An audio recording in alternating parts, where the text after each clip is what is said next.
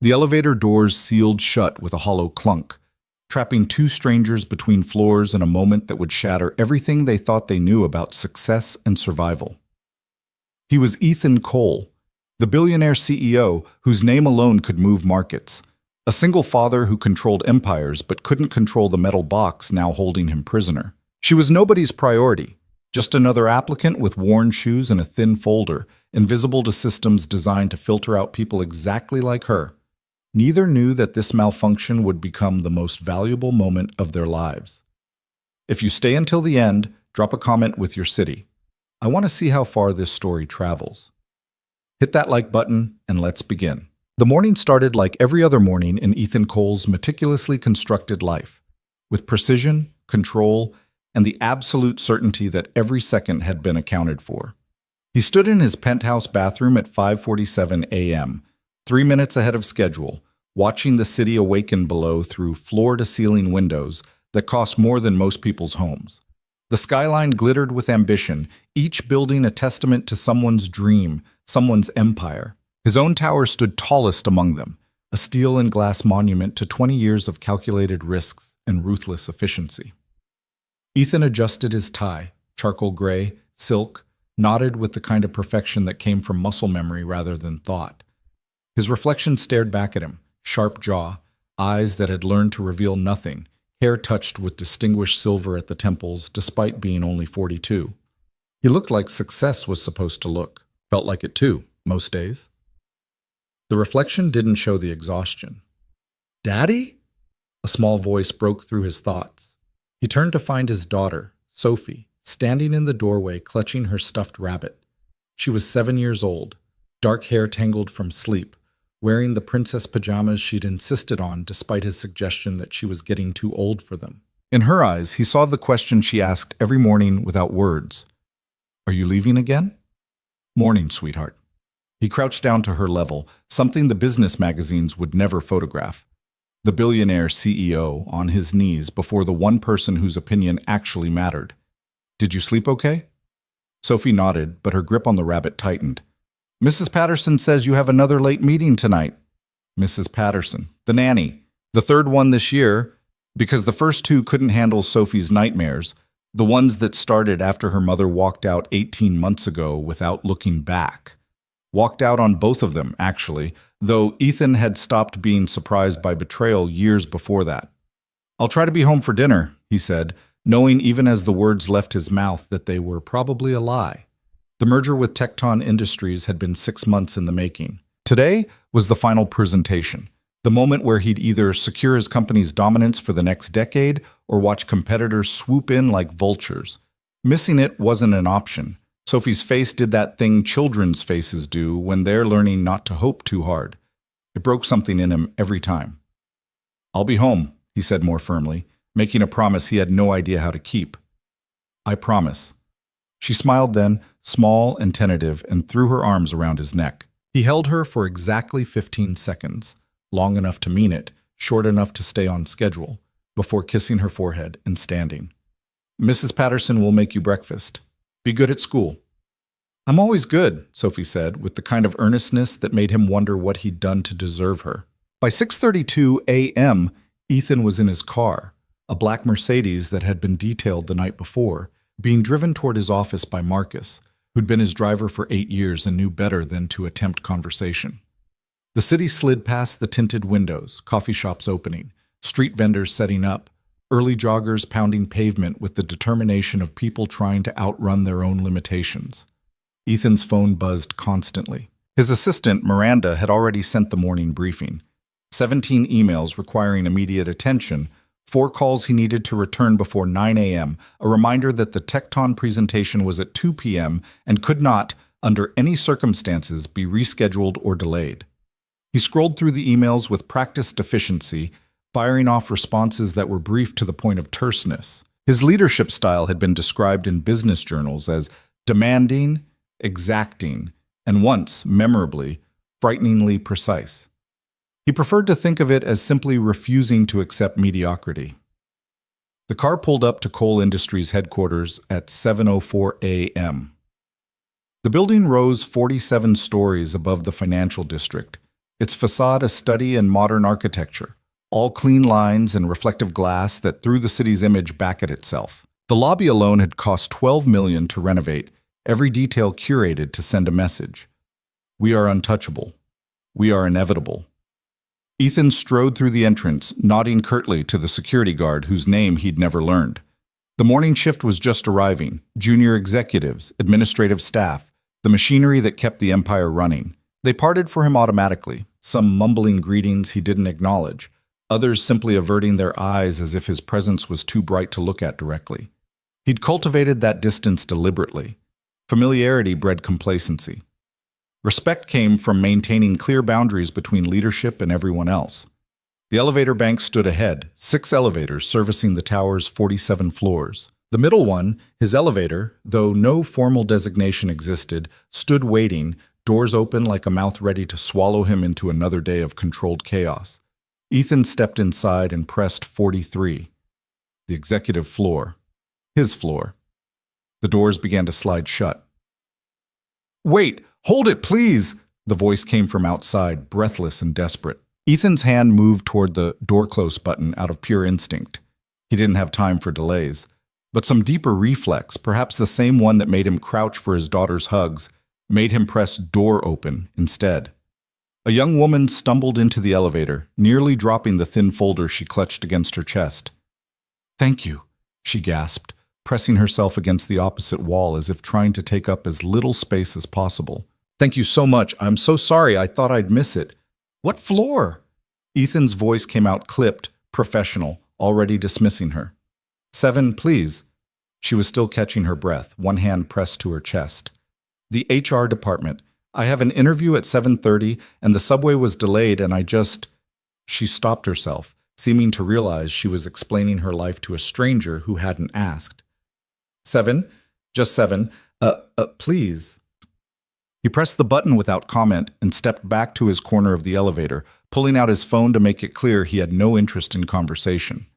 The elevator began its ascent with a soft mechanical hum.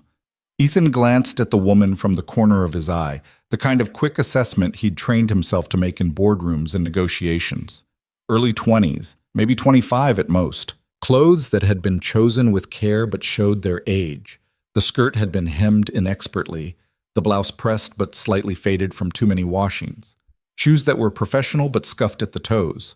The folder she held was one of those cheap manila ones from a drugstore, edges already softening. Everything about her screamed trying too hard with too little. Her hair had been pulled back into what was probably meant to be a neat bun, but strands had escaped during her sprint to catch the elevator, framing a face that was younger than her eyes suggested. Those eyes, dark, wide, carrying the kind of exhaustion that came from chronic stress rather than just one late night, stared at the floor numbers as they climbed. 3rd floor, 4th floor. She shifted her weight, and Ethan noticed her hands trembling slightly where they gripped the folder. Nerves, obviously. The interview.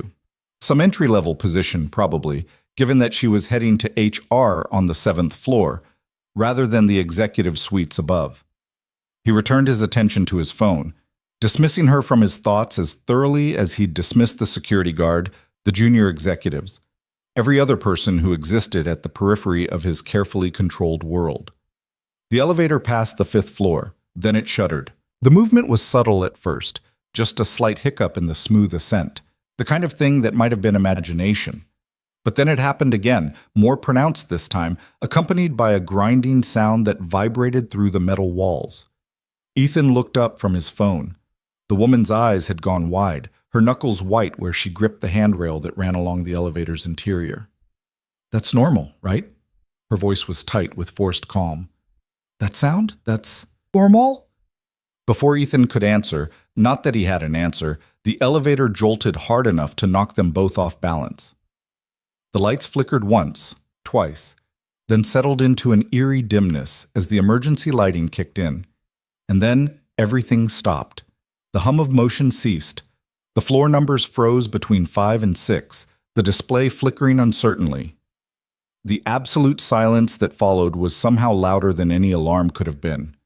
They were stuck. Ethan stared at the control panel as if his gaze alone could force the machinery back into submission. His mind immediately began calculating. how long for building maintenance to respond, how quickly they could be extracted, what meetings would be delayed, how this would cascade through his precisely planned day. The Tecton presentation was in 6 hours and 47 minutes. That was still manageable. Uncomfortable, inconvenient, but manageable. He pressed the alarm button. A shrill bell echoed through the elevator shaft, then cut off, leaving them in silence again. He pressed it again. Same result. "Is it working?" the woman asked. Her voice had gone quiet, controlled in a way that suggested she was forcing it to be. "No." Ethan pulled out his phone. No signal. Of course. Elevator shafts were notorious dead zones. He looked at her. "Do you have a phone?" She nodded quickly, pulling a battered smartphone from her purse. One of those models from 3 generations ago, screen protector cracked at the corner. Her hand shook as she checked it. Nothing. No bars. Ethan moved to the emergency call box, lifting the receiver. Static crackled through the line, then nothing. Dead. He replaced it with more force than necessary, the plastic clattering against the metal housing. "Okay," he said, more to himself than to her. "Okay. Building maintenance monitors all elevators. The system will have registered the malfunction. Someone will respond soon." How soon? The woman had slid down to sit on the floor, her folder still clutched to her chest, knees pulled up. She looked very small suddenly, very young. "I don't know." Ethan checked his watch. 7:11 a.m. Could be minutes, could be longer. "I have an interview at 7:30. Her voice cracked slightly on the last word. "I took 2 buses and the subway to get here. If I miss this—" She stopped, pressing her lips together as if physically holding back the words. "Never mind, it's fine. It'll be fine." It was clearly not fine, but Ethan had spent 20 years learning not to absorb other people's problems. So he simply nodded and returned to examining the control panel, looking for something, anything, that might give them control over the situation. There was nothing. Minutes crawled past. The emergency lighting cast strange shadows across the elevator's interior, turning the small space into something that felt progressively smaller. The air, which had seemed perfectly adequate when they were moving, now felt close, warm, stale. Ethan loosened his tie, just slightly. The woman— girl, really, he'd decided, though something about the weight in her eyes suggested she'd earned the right to be called a woman. Had her head tilted back against the wall, eyes closed, breathing deliberately slow. "Are you claustrophobic?" he asked, more out of practical concern than sympathy. The last thing he needed was her panicking, hyperventilating, making the situation even more complicated. Her eyes opened. "No, just—" she gestured vaguely, trying to stay calm. "You're doing well." The words came out before he could consider whether they were appropriate. Something about the forced steadiness in her expression made him remember Sophie's face when she tried to be brave about things that scared her. A small, bitter smile crossed the woman's face. Practice. Practice staying calm in stuck elevators. Practice dealing with things going wrong. She said it matter-of-factly. No self-pity, just stating a fact about her life. You get good at it after a while. Ethan found himself studying her again, this time with curiosity rather than dismissal.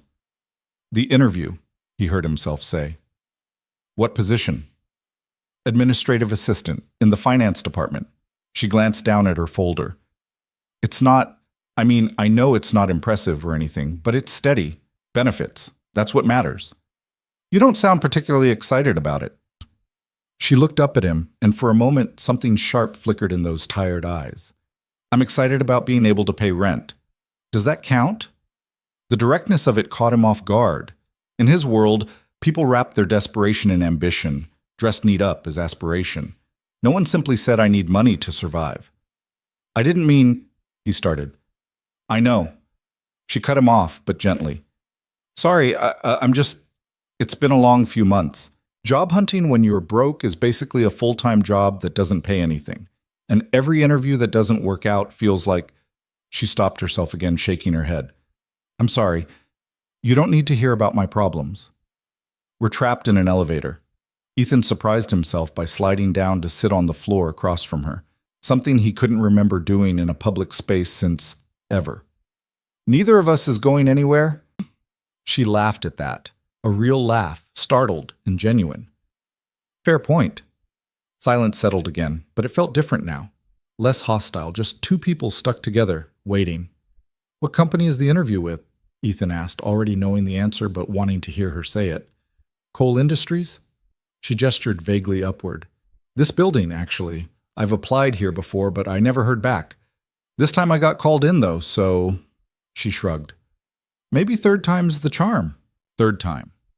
Meaning she'd applied at least twice before and been rejected, or more likely, filtered out by the automated system that screened thousands of applications. Ethan had approved that system himself 3 years ago. Efficient. Effective. Saved the HR department countless hours by eliminating unqualified candidates before human eyes ever saw them. Saved time by making people like the woman across from him invisible. What do you know about the company? He kept his voice neutral, curious what the view looked like from outside the tower. She considered the question carefully, as if it might be a test. It's one of the biggest tech consultancy firms in the city. Solid reputation, good benefits from what I've heard, growth potential. She paused. Honestly, it feels kind of, I don't know, impersonal. Like, I've read everything I can find about Coal Industries, and it's all very impressive, but there's no... She struggled for the word. There's no face to it, no sense of who's actually making the decisions. It's just this big, efficient machine. Ethan felt something cold settle in his chest. And that bothers you? Not bothers exactly. She pulled her knees closer. It's just hard to get excited about being a small cog in a machine that doesn't really care if you're there or not. But like I said, rent, bills, reality. Another of those small, sad smiles. Beggars can't be choosers. The phrase hung in the air between them. Beggars can't be choosers. She'd just described his company, his life's work, as something people settled for out of desperation rather than desire. And the worst part was, she was right. When had that happened? When had Coal Industries transformed from his vision, a company that solved real problems that made a difference, into just another corporate entity people endured for a paycheck? You don't agree with that, the woman said, watching his face. The beggars and choosers thing. I can see it in your expression. I just think you're selling yourself short. The words came out rougher than he intended. If you're talented, if you're capable, you shouldn't have to beg for anything. You should have options. Should. She repeated the word like it was foreign. That's a nice word. Should. In a perfect world, sure. But in this world? She gestured around the stopped elevator. Sometimes you take what you can get and hope it's enough. Her phone buzzed suddenly, startling them both. She grabbed it, hope flashing across her face, then dying just as quickly. Text came through before we lost signal completely. My roommate, asking if I'm okay. She typed out a quick response, hit send, then stared at the failed to send message. Great. People will be worried about you? Ethan asked. My roommate, probably. My little brother. Something softened in her expression at the mention of her brother. He's 14. Smart kid.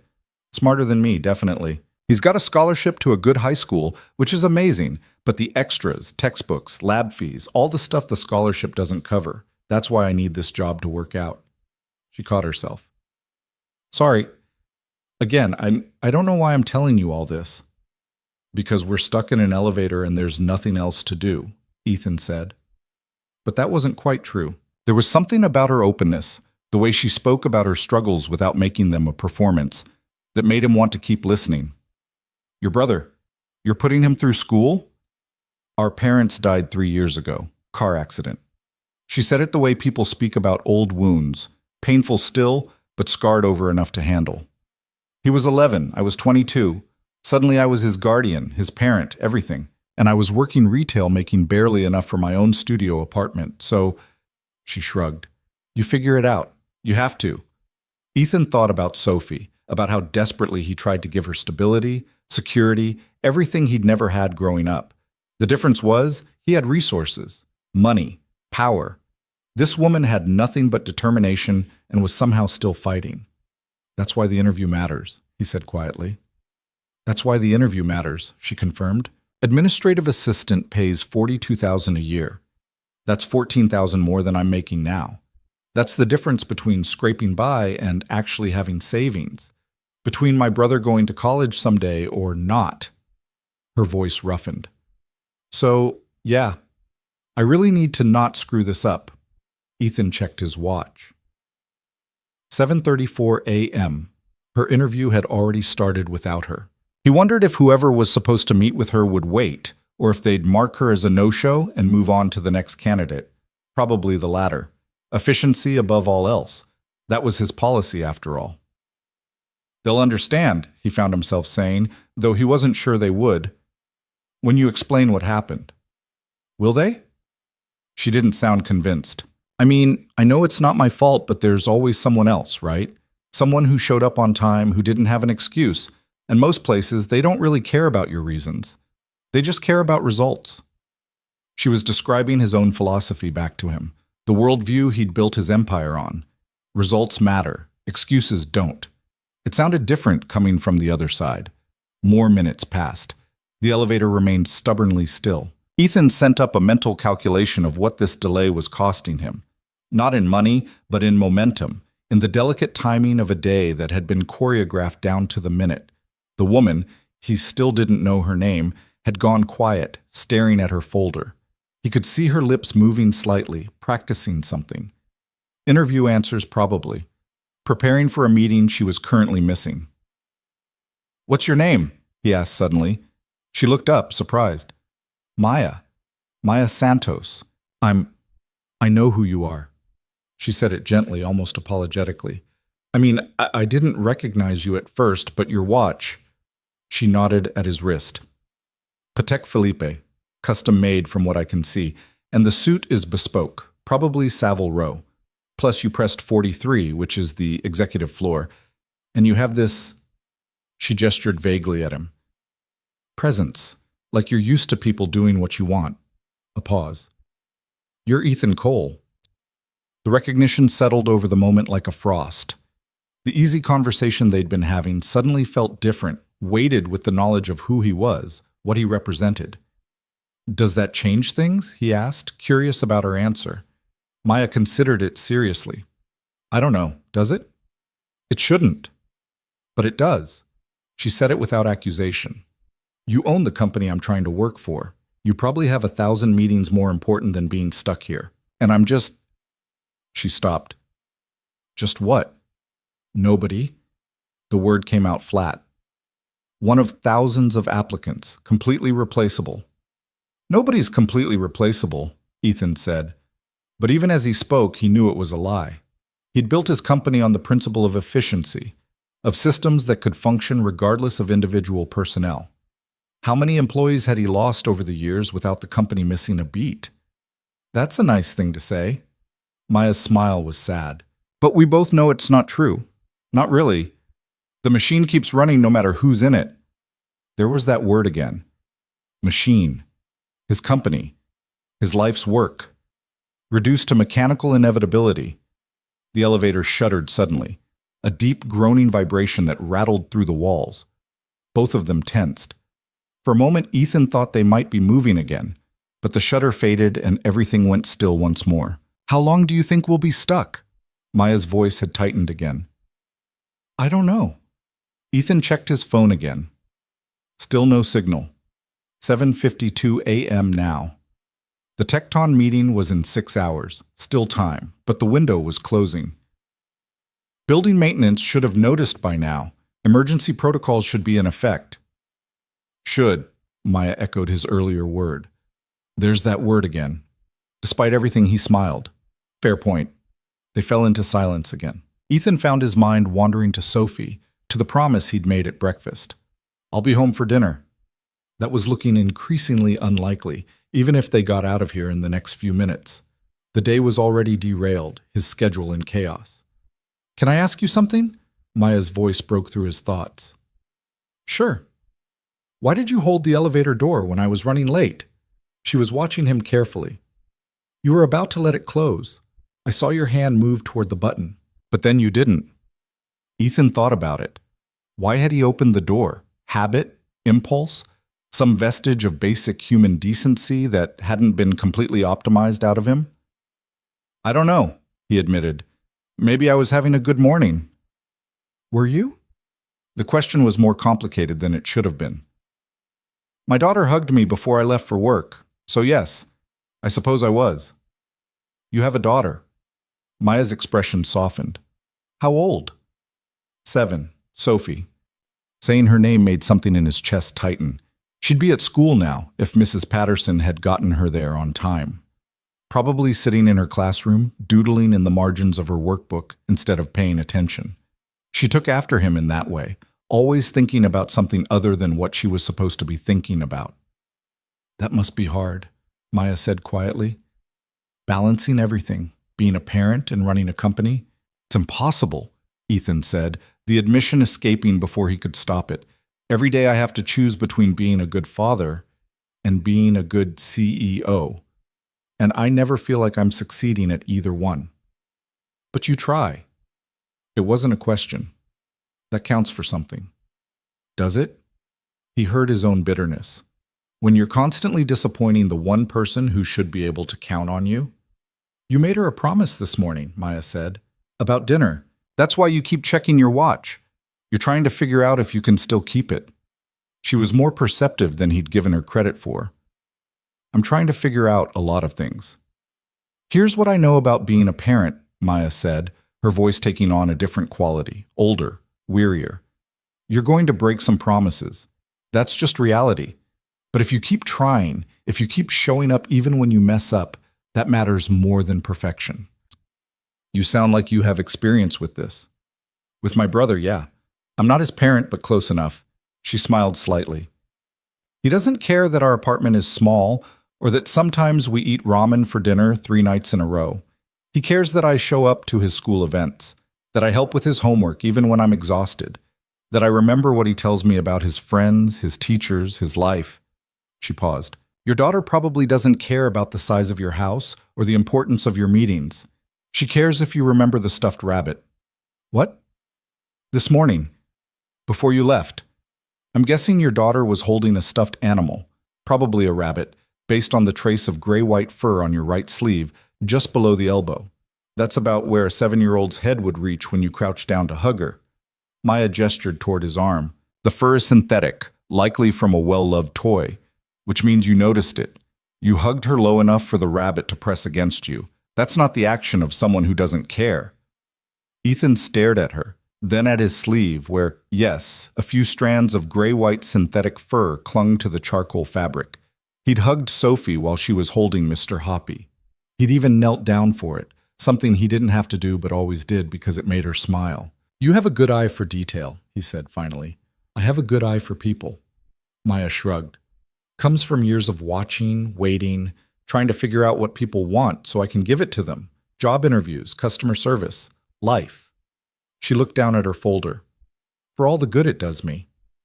It got you an interview. An interview I'm currently missing. But she said it without heat. Story of my life, honestly. Almost, but not quite. So close you can taste it, then something goes wrong. Like elevator malfunctions. Like everything. She leaned her head back against the wall. 3 years ago, I almost got into law school. Full-ride scholarship. Then my parents died and I had to drop out of undergrad to take care of my brother. 2 years ago, I almost got promoted to management at the store where I worked. Then the company downsized and eliminated the position. 6 months ago, I almost... She stopped. Never mind. It doesn't matter. What happened 6 months ago? Maya was quiet for a long moment. When she spoke again, her voice was barely above a whisper. I met someone. A good guy. Kind. Patient. He said he understood about my brother, about my situation. For a while I thought maybe I could have something good, you know? Not just survival, but actual happiness. She closed her eyes. Then he got a job offer in another city. Asked me to come with him, and I couldn't because of my brother, because of responsibilities, because life. Did he wait? For about a month? She smiled, but it didn't reach her eyes. I don't blame him. Why would anyone wait for someone who can't give them anything but complications? Ethan thought about his ex-wife, about how she'd described their marriage as death by 1,000 responsibilities, about how she'd said he loved his company more than her, loved his work more than their family, about how she'd been right. "I'm sorry," he said. "Don't be. I'm not." Maya opened her eyes. "I made my choice. My brother needed me more than I needed a relationship. That's just how it is." The way she said it, pragmatic, resigned, without self-pity, reminded him of himself in some strange way. Different circumstances, vastly different resources, but the same fundamental calculation. What am I willing to sacrifice to protect what matters most? For her, it was everything. Every dream, every chance at happiness, every possibility of a different life. For him, what had he sacrificed? His marriage, time with his daughter, the vision he'd once had of building something meaningful rather than just profitable. They'd both given up so much. The difference was, he'd gotten power in return. She'd gotten nothing but more struggle. "The company," he heard himself say. "Coal Industries. When you said it feels impersonal, that it's just a machine, you're right." Maya looked at him in surprise. "It wasn't always like that," he continued. "When I started the company, it was about solving problems. Real problems. I wanted to build something that mattered, that made a difference. But somewhere along the way," he gestured vaguely, "growth became the goal instead of the means. Efficiency replaced purpose. And now it's exactly what you said. A machine. One that works perfectly, but doesn't actually stand for anything." "You could change that," Maya said. "Couldn't you?" "Could I?" Ethan shook his head. "The machine has momentum. Shareholders, boards of directors, quarterly reports. Thousands of employees depending on stability. You don't just change course on something that big." "Why not?" The question was simple, direct. "If you built it, you can rebuild it. Can't you?" Before he could answer, the elevator lurched violently. The emergency lights flickered, plunging them into complete darkness for a heart-stopping second before stuttering back to life. Maya made a small, frightened sound. "It's okay," Ethan said, surprising himself by moving across the elevator to sit beside her. Not touching, but close enough that she wouldn't feel alone. "The emergency systems are designed to handle this." "Are they working?" Her voice shook slightly. "They're keeping the lights on. That's something." They sat in silence, both acutely aware of how fragile their situation was. Suspended between floors in a metal box, dependent on systems that had already failed once. "I should tell you something," Maya said quietly. "About those applications to Coal Industries. The ones I sent before. You don't have to. I want to." She turned to look at him in the dim light. "The first time I applied, I was honest. Said I needed the job to support my brother, that I didn't have traditional qualifications, but I was a hard worker. I thought honesty mattered." She laughed bitterly. "Automated rejection in 3 days. Thank you for your interest. And the second time? I lied. Made up internships I never had, stretched my retail experience into customer success management, acted like I'd been groomed for corporate life instead of just trying to survive it." She paused. "That one took 5 days to reject." Ethan felt something twist in his gut. He'd approved those automated systems, celebrated their efficiency. "This time," Maya continued, "I didn't apply. A friend who works in your mailroom saw the posting, knew I needed work, and handed my resume directly to someone in HR. Bypassed the system entirely. That's the only reason I got an interview." "The system failed you," Ethan said. "The system worked exactly as designed," Maya corrected. "It filtered out people like me. People without the right credentials, the right background, the right... whatever it is that makes someone look good on paper." She met his eyes. "And now I'm sitting here with the person who designed that system, trapped in an elevator, missing the one chance I had to prove I'm more than what shows up on a resume." The irony wasn't lost on him. Neither was the truth of what she was saying. How many Maya Santoses had his systems filtered out? How many capable, determined, resilient people had never made it past the algorithms because they didn't fit the profile of what success was supposed to look like? "I'm sorry," he said. The words felt inadequate. "Don't apologize." Maya's voice was firm.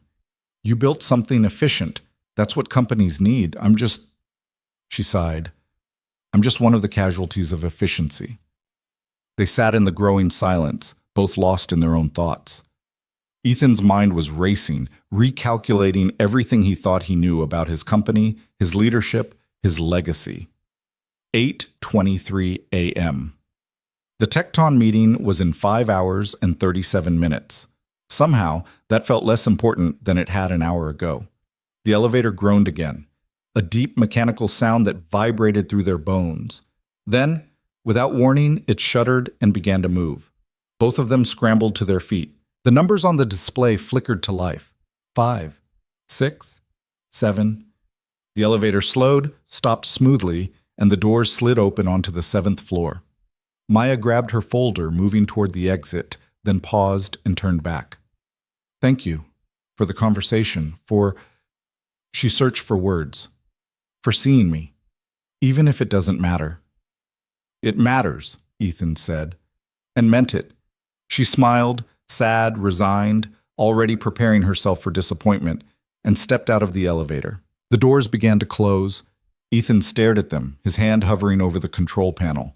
Every rational thought told him to let her go, to head to his office, to salvage what he could of the day. But something Maya had said kept echoing in his mind. If you built it, you can rebuild it. And suddenly, he understood.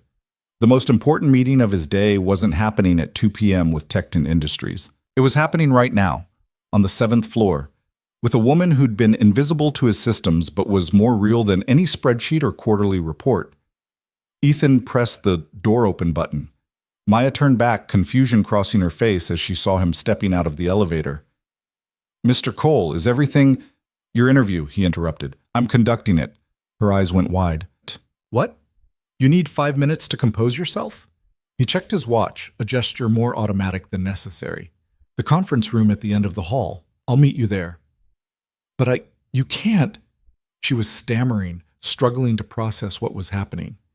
You're the CEO. You don't interview administrative assistants. Today I do.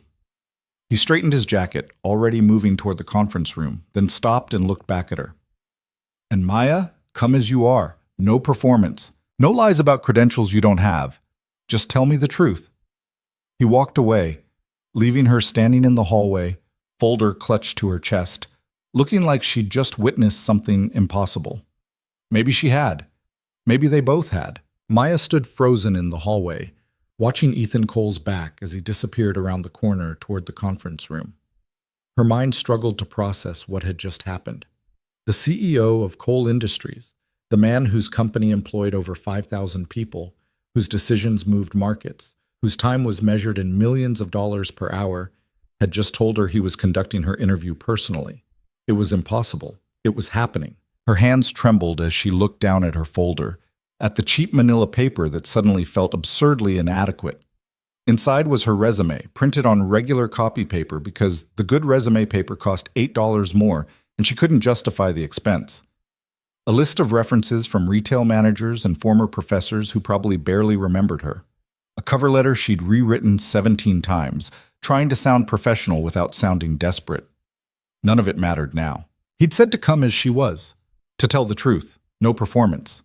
The problem was Maya had spent so long performing, crafting the version of herself that might be employable, might be acceptable, might be enough, that she wasn't entirely sure what the truth looked like anymore. She caught her reflection in the glass door of a nearby office. Her hair was a mess from the sprint to catch the elevator and the stress of being trapped. Her blouse had wrinkled where she'd been sitting against the elevator wall. She looked exactly like what she was, exhausted, overwhelmed, barely holding it together. Come as you are. Maya took a deep breath, squared her shoulders, and walked toward the conference room. The door was open. Ethan sat at the head of a long table, his posture somehow both relaxed and commanding. The room itself was everything she'd expected from a Fortune 500 company.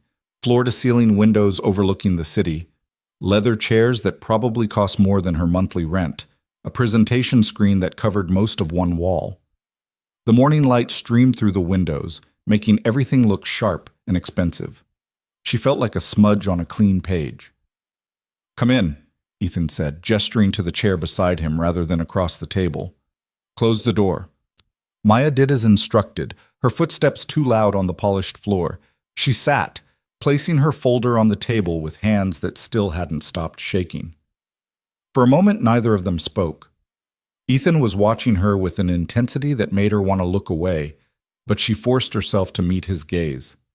In the elevator, In the dimness and the shared vulnerability of being trapped, he'd seemed almost human. Here, in his element, surrounded by the trappings of his power, he was something else entirely. "You're nervous," he observed. "Of course I'm nervous." The words came out sharper than she intended. "You're Ethan Cole. And an hour ago, I was just the guy stuck in an elevator with you." He leaned back in his chair. "What changed?" "Context." Maya gestured around the room. All of this. In the elevator, we were just two people. Here, you're she struggled for the right word. "You're everything I am not." "Which is?" "Successful, powerful, someone who matters." She said it without self-pity, just stating facts. "I'm someone who's grateful for the chance to answer phones and file paperwork." Ethan's expression shifted, something that might have been pain crossing his features. "Is that really what you think this job is?" "Isn't it?" Maya pulled out her resume, sliding it across the table. "Administrative assistant, $42,000 a year. Support the finance department with clerical duties. It's right there in the job posting." He glanced at the resume but didn't pick it up. "Tell me something that's not on that paper." "What do you want to know?" "Anything. Everything." Ethan stood, moving to the windows, his back to her. "You spent an hour telling me your life story in an elevator. Now you're giving me the corporate version. Sanitized, safe, forgettable. I'm asking for the real one." Maya felt something crack inside her, the careful wall she'd built between survival and honesty. "You want the real version? Fine. I'm 25 years old and I feel 50. I wake up every morning at 5:30 because that's when my brother needs breakfast before school, and I work until midnight most nights because one job isn't enough to cover rent and food and his school fees. I haven't bought new clothes in 2 years. I eat ramen 3 nights a week so he can have real food. I'm constantly one emergency away from losing everything." She stood up, pacing to the opposite side of the room because sitting still felt impossible. "I applied to Cole Industries 3 times because I'm desperate, not because I have some burning passion for corporate finance. I need health insurance because I haven't seen a doctor in 18 months and I'm pretty sure that pain in my side is something I should get checked. I need stability because my brother deserves better than watching me fall apart trying to hold our lives together." The words kept coming, unstoppable now. "And the truth is, I'm terrified. Terrified that this interview is some kind of cosmic joke. Terrified that you're going to realize I'm not special or talented or anything except stubborn. Terrified that even if you give me this job, I'll mess it up somehow, because that's what always happens. I get close, so close, and then something goes wrong and I'm back to square one." She stopped, breathing hard, realizing she'd just said everything she wasn't supposed to say in a job interview. Every rule of professional conduct she'd learned had just evaporated in a flood of honest desperation. "I'm sorry," she said quietly. "You asked for the truth. That's it. I'm a mess. But I'm a hard-working mess, and I show up, and I don't quit even when everything falls apart. That's all I've got." The silence that followed felt eternal. Maya couldn't bring herself to look at Ethan, couldn't bear to see disappointment or pity or whatever expression he was wearing. She'd blown it. Completely, spectacularly blown it. "My wife left me 18 months ago." Maya's head snapped up. Ethan was still facing the window, his reflection ghostly in the glass. "She said I was married to my work. Said our daughter would grow up not knowing me because I was always here, always in meetings, always choosing the company over everything else." His voice was quiet, controlled, but Maya could hear the edge of pain beneath it. She was right. "I missed Sophie's first words because I was in Tokyo closing a deal. Missed her first day of kindergarten because of a board meeting I couldn't reschedule. Missed 1,000 small moments that you don't get back." He turned to face her. "My daughter has nightmares. Did you know that? She wakes up crying because she dreams her mother is leaving again, or that I'm leaving, or that she's alone. And the worst part is, I don't know how to fix it. I can run a company with 5,000 employees. I can negotiate billion-dollar deals, but I can't figure out how to make my 7-year-old feel safe." Maya felt her throat tighten. This wasn't the billionaire CEO anymore. This was just a father, as lost as she was, as scared. "So when you talk about being terrified," Ethan continued, "about feeling like you're one mistake away from everything falling apart, I understand that. Different circumstances, but the same fear, the same exhaustion. He moved back to the table, sitting down again. The difference is, you don't have a choice. You have to keep fighting because your brother depends on you. I do have a choice. And most days, I choose the easy thing, work I can control, over the hard thing, which is being present for the one person who needs me most. Maya sat down slowly, her anger and defensiveness draining away. Why are you telling me this? Because an hour ago, you said something that I can't stop thinking about.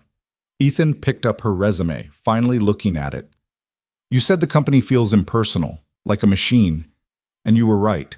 I built that machine and I'm proud of its efficiency, but somewhere along the way I forgot what it was for. I forgot that businesses are made of people, not just processes. He set the resume down. Your application was rejected twice by an automated system. A computer algorithm decided you weren't qualified without a human ever seeing your resume, without anyone knowing that you're putting yourself through hell to give your brother a better life, without understanding that the person who can maintain that level of commitment and resilience is exactly the kind of person any company should want. You can't hire everyone with a sad story, Maya said. That's not how businesses work. No, but I can stop filtering people out based solely on credentials and pedigree. Ethan leaned forward. Do you know what I learned from our conversation in the elevator? You're observant. You noticed details about my daughter from rabbit fur on my sleeve. You're analytical. You assessed my wealth and position from my watch and suit within minutes. You're empathetic. You understood what I was really asking even when I couldn't articulate it properly. Those are skills, real skills, but none of them show up on a resume. Those are just survival skills, Maya protested. Reading people, figuring out what they want. That's what you learn when you're broke and desperate. Exactly. You've been trained by necessity in ways that no business school could teach. He pulled out his phone, typed something quickly. I'm not offering you the administrative assistant position. Maya's heart sank. Of course, she'd been stupid to hope. I understand. I'm offering you something else. Ethan looked up from his phone. We're expanding the client services division, creating a new position focused on relationship management, understanding what clients actually need versus what they say they need, translating between technical teams and real-world applications, making sure nothing falls through the cracks. Mr. Cole, it pays $65,000 a year, full benefits, including health insurance that covers dependents. Your brother would qualify. And before you say you're not qualified, let me be clear. No one is qualified because the position doesn't exist yet. I'm creating it. The question is whether you want it. Maya stared at him, unable to process what she was hearing. $65,000. That was more than she'd made in her best year by almost double. Health insurance for her brother, who still used the same inhaler from 6 months ago, even though it was probably expired. A position that didn't exist, created for her. Why? The question came out as barely a whisper. Why are you doing this? Ethan was quiet for a moment, considering his answer. This morning I promised my daughter I'd be home for dinner. It was a lie when I said it, and we both knew it. I had the Tecton merger presentation this afternoon, the biggest deal of the year, probably the biggest of my career. Nothing was going to make me miss that meeting. He glanced at his watch. It starts in 5 hours. I should be preparing right now, reviewing presentations, strategizing with my team. Instead, I'm here. And I'm realizing that this conversation, this moment, is more important than any merger. That doesn't make sense, Maya said. The merger affects thousands of people, jobs, futures, everything. I'm just one person. You're not just one person, you're a symptom of a larger problem. Ethan stood, walking to the presentation screen. He pulled up a document, financial projections, employee retention rates, customer satisfaction scores. Look at these numbers. Revenue is up, stock price is climbing. By every metric that matters to shareholders, Cole Industries is thriving. He scrolled to another page. Now look at these. Employee engagement scores have dropped every quarter for 2 years. Customer complaints about impersonal service are increasing. Our best people are leaving for smaller companies that pay less but feel more meaningful. The machine is working, but the people inside it are dying. Maya studied the charts, seeing patterns that probably weren't visible to most. You're succeeding financially but failing humanly. Exactly. Ethan closed the presentation. And I didn't see it until you pointed it out. Or maybe I saw it and didn't want to acknowledge it, because changing course is hard and staying efficient is easy. So hiring me is what? A symbolic gesture? Maya couldn't keep the bitterness out of her voice. Proof that you care about the little people? No. The word came out sharp. Hiring you is the first step in rebuilding this company into something that actually matters. Something with a face, as you put it. And I need someone who understands what it's like on the other side of the algorithm, who knows what it feels like to be filtered out and dismissed and treated like you're replaceable. He moved back to the table, sitting down again, and for the first time since they'd entered the conference room, he looked uncertain. I'm offering you a real position with real responsibilities. You'll work directly with client teams, identify gaps in our service delivery, help us understand why people choose us or leave us. It won't be easy. You'll be dealing with executives who've been here for decades and don't want to change. You'll face resistance, skepticism, maybe hostility. Why would I want that job? Maya asked, but she was already imagining it. Having a voice, mattering, making things better for people like her who'd been invisible. Because you're angry. Ethan said it with certainty. You've been filtered out, rejected, dismissed as not good enough. And anger, directed properly, is one of the most powerful motivators there is. You could help make sure the next person in your situation doesn't face the same barriers. You could change the machine from the inside. Maya felt tears prickling at her eyes and forced them back. You don't know me. We talked for an hour in a stuck elevator.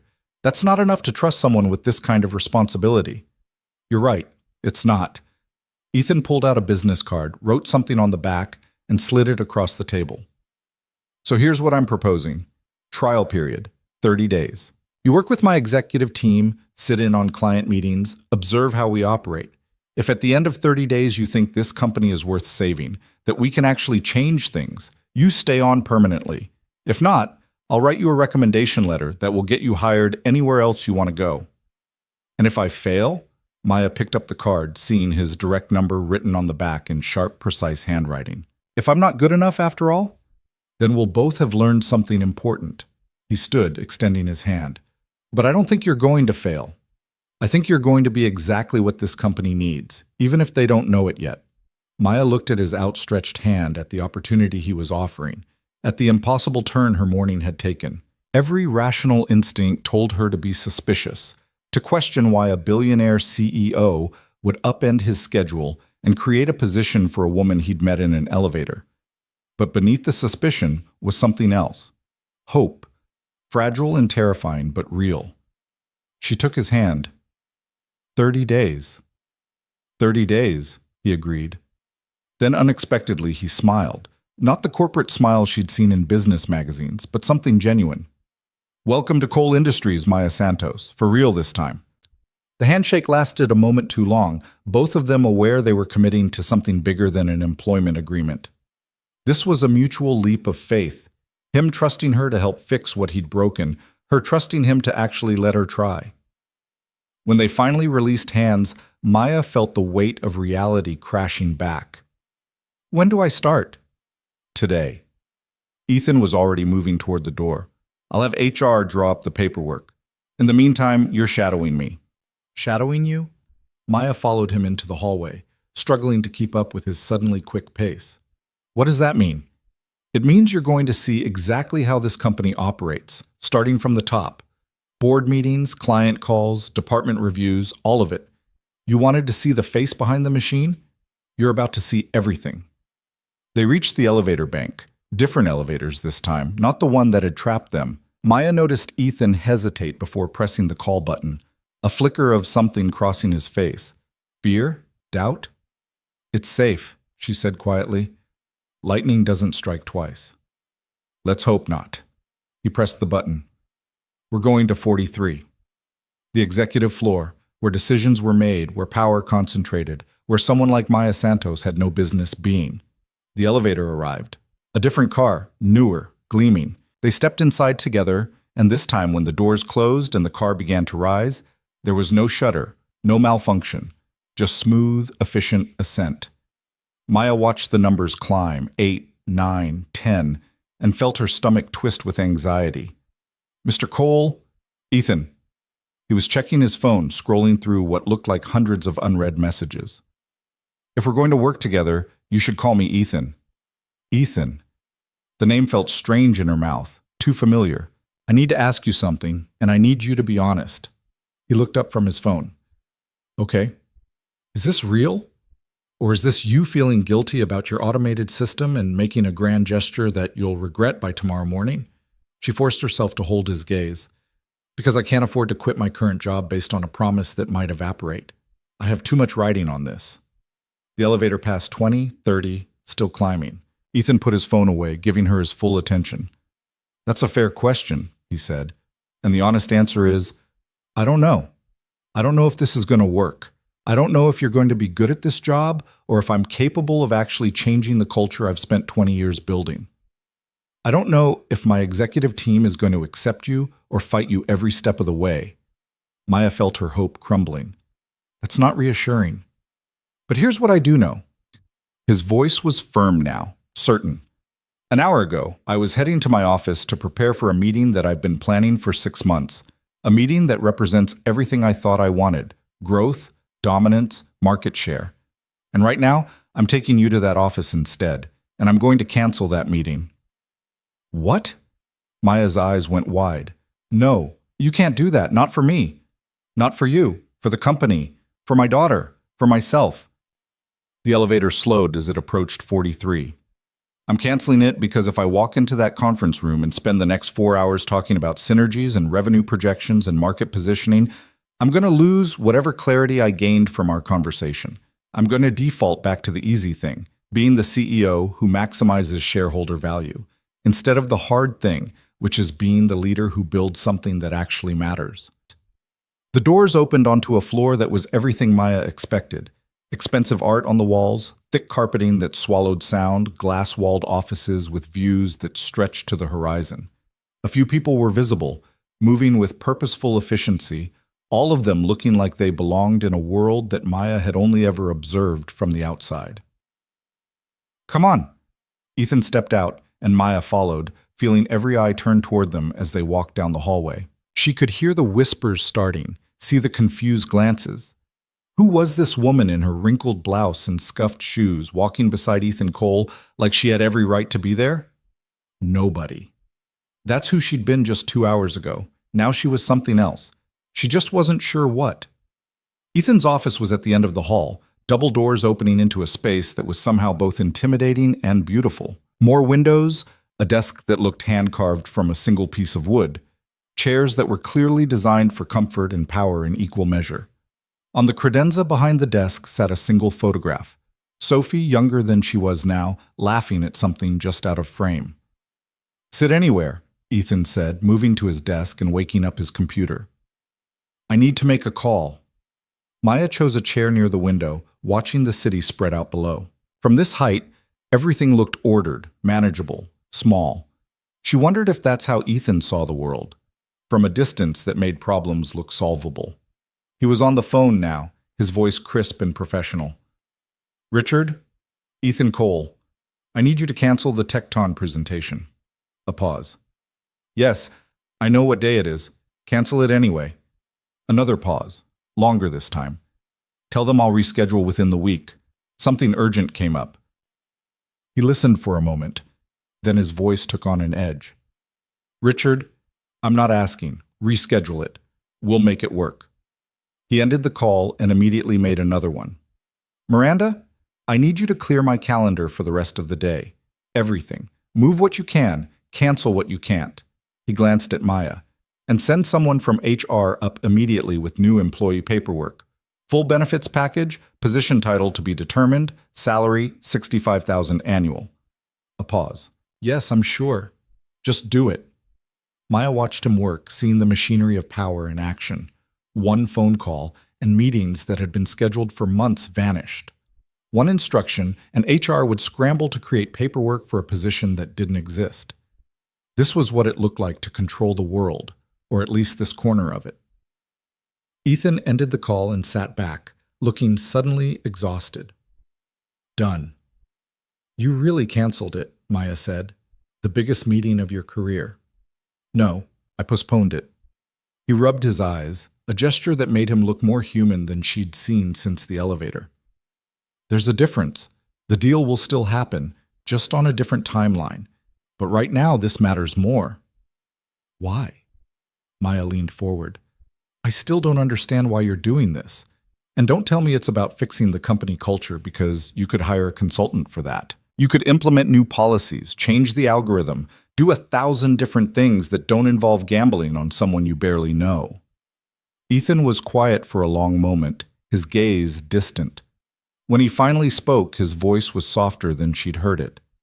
My father was a factory worker, spent 30 years on the same assembly line, came home every night with his hands cramped and his back aching. When I was 16, the company downsized. Let him go 3 years before retirement, before his pension vested. They gave him 2 weeks severance and a handshake from a manager who couldn't look him in the eye. He stood, moving to the window, his reflection transparent against the bright sky. I watched him spend the next 2 years sending out applications, going to interviews, being told he was overqualified or underqualified or just too old. I watched him shrink, bit by bit, until the man who taught me to tie my shoes and ride a bike was just this ghost shuffling around our apartment. Maya felt her chest tighten, understanding dawning. He died of a heart attack 2 months before I graduated high school. The doctor said it was genetic, just bad luck. But I knew better. The company killed him. Not directly, but they took away his purpose, his dignity, his sense of worth. And he couldn't survive without those things. Ethan turned to face her. I built Coal Industries to be different, to be better, to be the kind of company that valued people, that treated them like they mattered. But somewhere along the way, I became exactly what I hated. I became the manager who can't look people in the eye when I'm filtering them out of the system. I became the company that lets go of people like your applications without a second thought. He walked back to his desk, picking up Sophie's photograph. And this morning, when you described my company as a machine without a face, I heard my father's voice. I heard all the things he never said about what it felt like to be disposable, and I realized I was doing to thousands of people what that factory did to him. Maya understood now. This wasn't about her. It was about his father, about guilt and grief and the attempt to retroactively fix something that couldn't be fixed. I can't be your redemption, she said gently. I can't erase what happened to your father. I know that. Ethan set the photograph down.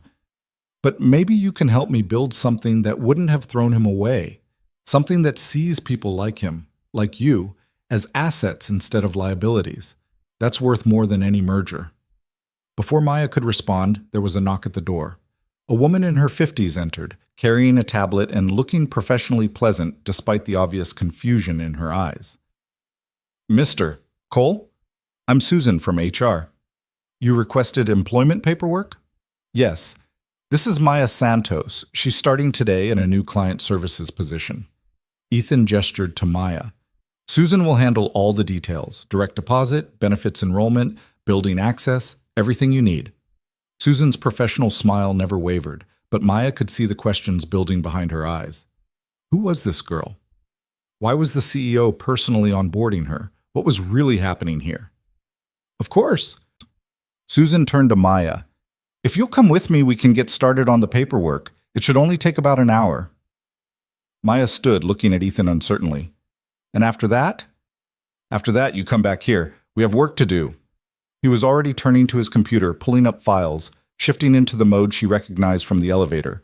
Focused, intense, in control. Maya followed Susan out of the office, down the hallway, into an elevator that descended to the HR floor. Susan made pleasant small talk about the weather, the building, the benefits package, but Maya barely heard her. Her mind was still in that office, still processing everything that had happened. An hour ago, she'd been nobody. Now she was somebody, or at least she was becoming somebody. The question was whether she could survive the transformation. The paperwork took 93 minutes, not 1 hour like Susan had promised. Maya signed forms she barely read, nodded through explanations of benefits packages and retirement contributions that felt surreal, given that 24 hours ago she'd been wondering if she could afford her brother's textbooks. Her hands cramped from writing her signature over and over, each one feeling like a commitment she wasn't sure she could keep.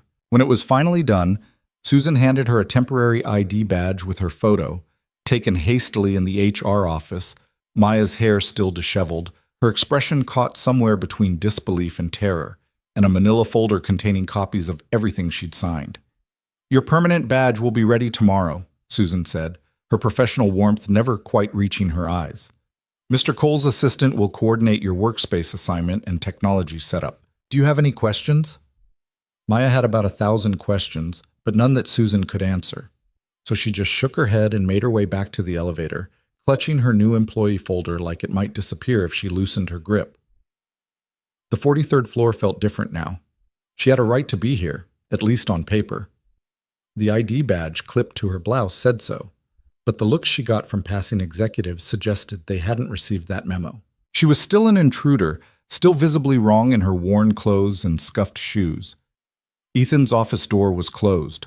Maya stood outside it, suddenly paralyzed by uncertainty. Was she supposed to knock? Just walk in? Wait for him to call her? The rules of this new world were foreign, and she had no map to navigate them. She knocked. Soft, tentative. "Come in." Ethan was on the phone when she entered, his voice clipped and impatient. "I don't care what the board prefers, Richard. We're implementing the changes starting Monday. If they have concerns, they can schedule time with me next week." He paused, listening. "No, this isn't negotiable. Send out the memo." He ended the call without a goodbye and looked up at Maya. Something in his expression had hardened since she'd left. The momentary vulnerability from earlier replaced by the steel she'd expect from a man who ran an empire. "All set?" he asked. Maya held up her badge. "Official as of 10:30 this morning." "Good." He stood, grabbing his jacket from the back of his chair. "We have a meeting in 5 minutes. Client presentation. You'll observe." "Wait, what?" Maya followed him toward the door. "I thought I was just shadowing, learning how things work. I'm not ready to sit in on actual meetings." "You'll never be ready if you wait until you feel ready." Ethan was already in the hallway, moving with the kind of purposeful stride that made people scatter. "The client is a healthcare technology company. They've been with us for 3 years, but their contract is up for renewal and they're considering switching to a competitor. Your job is to watch how we handle it." "My job is to watch?" Maya struggled to keep pace. "That's it?" "For now." He pressed the elevator button. "Later, I'll want your opinion on what we did wrong." The elevator arrived. The same one that had trapped them, Maya realized with a jolt of recognition. She hesitated before stepping inside, some primitive part of her brain screaming that lightning absolutely could strike twice. Ethan noticed her hesitation. "We can take the stairs if you prefer." "No." Maya forced herself to step inside. "I'm fine." They weren't fine.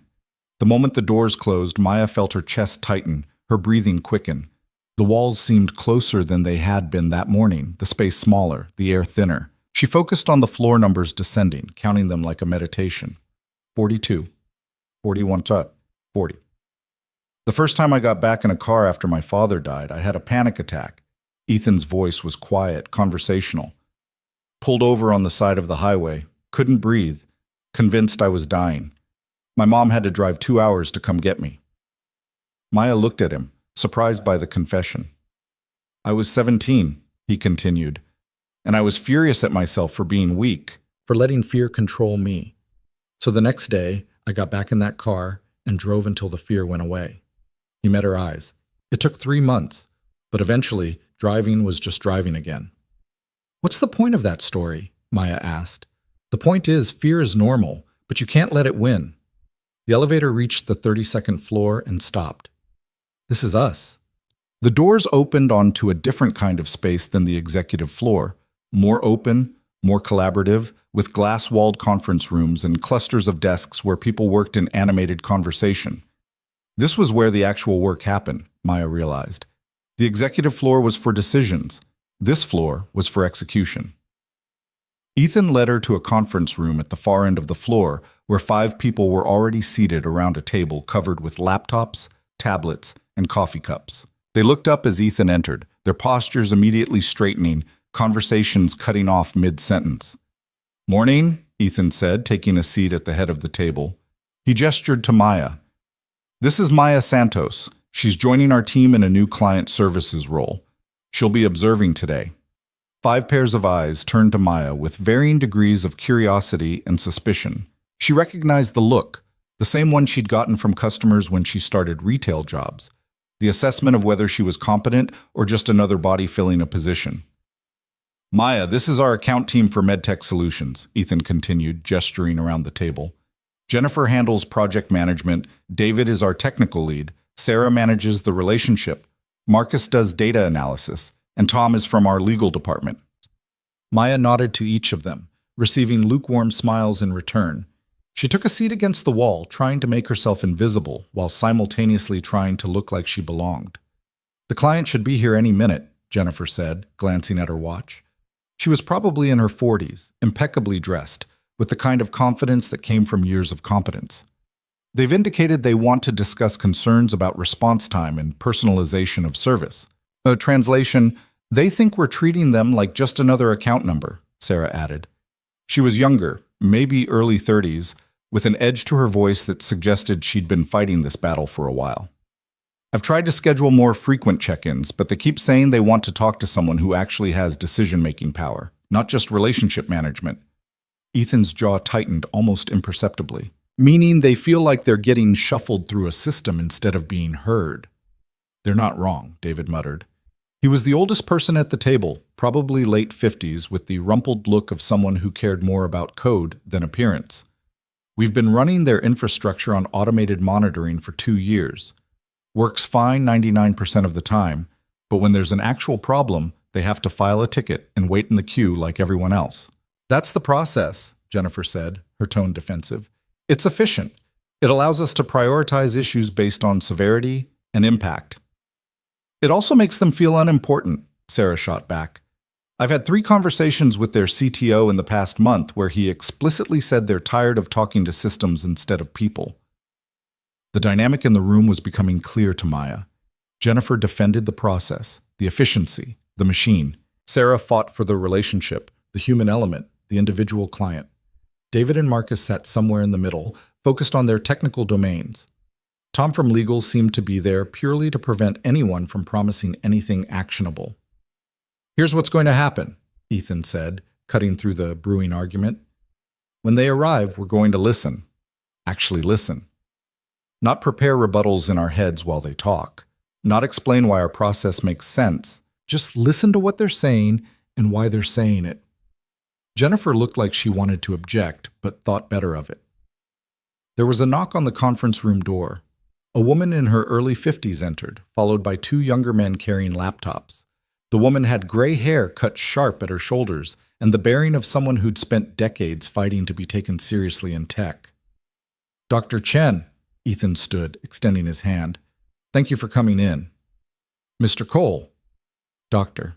Chen's handshake was firm, professional, completely neutral. I appreciate you making time for this conversation. This is my CTO, James Park, and our head of operations, Marcus Lee. Introductions went around the table. When they reached Maya, Dr. Chen's eyes lingered for a moment, clearly wondering what role this young woman in the rumpled blouse played in a high-level contract negotiation. Maya is observing today as part of a new client services initiative we're implementing, Ethan explained smoothly. She's here to learn how we can better serve our clients' needs. Dr. Chen nodded, seeming to accept this, though her expression suggested she'd reserve judgment about whether this initiative was real or corporate theater. Everyone sat. There was a moment of loaded silence, the kind that happens before difficult conversations. I'll be direct, Dr. Chen began. MedTech Solutions has been a coal industries client for 3 years. In that time, we've consistently met our financial obligations, rarely complained about pricing, and generally been what I believe you'd call a model client. You have, Sarah confirmed. We value our partnership with you. And yet, Dr. Chen continued, her voice sharpening, I feel less like a partner and more like an account number. When our systems went down last month for 4 hours, in the middle of a critical data migration, we filed an emergency ticket and were told someone would respond within 2 hours per our service agreement. 2 hours, while our entire operation was frozen. We resolved the issue in 90 minutes, Jennifer said, pulling up data on her tablet. 30 minutes ahead of our contractual obligation. You did. Dr. Chen's smile was cold. But you missed the point. We didn't need you to meet your contractual obligation. We needed you to understand that 4 hours of downtime for a healthcare technology company means delayed patient care. It means doctors unable to access critical records. It means real people, real lives, affected by what you saw as just another ticket in the queue. Maya watched Ethan's face. He was utterly still, but something in his eyes suggested Dr. Chen's words were landing exactly where they needed to. When I called your emergency line, Dr. Chen continued, I spoke to 3 different people, each one asking me to re-explain the problem, each one telling me they'd escalate it to the appropriate team. No one said they understood the urgency. No one treated it like it mattered beyond checking a box on a service agreement. Dr. Chen, I want to apologize, Jennifer began. I don't want an apology. Dr. Chen cut her off. I want to know if this partnership is actually a partnership or if we're just revenue on a spreadsheet. Because if it's the latter, we can get that anywhere. Your competitor has been very persuasive about offering a more personalized approach. The silence that followed was suffocating. Maya could see Jennifer's jaw working, Sarah looking down at her hands, David studying the table like it held answers. Tom from legal had his pen poised over his notepad, ready to document whatever commitments were about to be made. Ethan leaned forward. You're right. Jennifer's head snapped up. Dr. Chen's eyebrows rose slightly. Everything you said is correct, Ethan continued. We've treated you like an account number because that's what our systems are designed to do. Categorize, prioritize, process. Efficient? Yes, but at the cost of understanding what actually matters to you. Mr. Cole. Jennifer tried to interject, probably to soften the admission, to spin it somehow. He held up a hand, silencing her. I've spent 20 years building this company to be efficient, to scale, to maximize value. And in doing so, I've created exactly what you described, a machine that works very well but doesn't actually see the people it's serving. Dr. Chen was watching him carefully now, trying to determine if this was a sales tactic or genuine acknowledgement. I can't undo 3 years in one meeting, Ethan said, but I can promise you this. Starting today, things change. You'll have direct access to decision makers. Your concerns won't go through a ticketing system. They'll go to people who understand your business and can respond immediately. And when problems happen, we'll measure our success not by how quickly we meet our contractual obligations, but by how well we understand and address the real impact on your operations. Those are significant promises, James Park, the CTO, spoke up for the first time. How do we know they're not just words designed to keep us from walking? You don't. Ethan's honesty seemed to surprise everyone. You'll have to trust that I understand what's at stake here. And if we fail to deliver, you should absolutely walk. No company deserves client loyalty if they can't earn it. Dr. Chen studied him for a long moment. What changed? 3 years of relationship management, and suddenly today you're in this meeting personally, making promises about restructuring how you serve us. Why now? Maya felt eyes shift to her for just a second before moving back to Ethan. She understood the implication. The timing of her arrival and this sudden shift in approach wasn't lost on anyone. I had a conversation this morning that made me realize my company had lost its way, Ethan said. Not financially. We're doing well by those metrics. But in terms of actually mattering to the people we serve, we've been failing. Your frustration is proof of that. And this new client services initiative? Dr. Chen nodded toward Maya. Is that part of this revelation?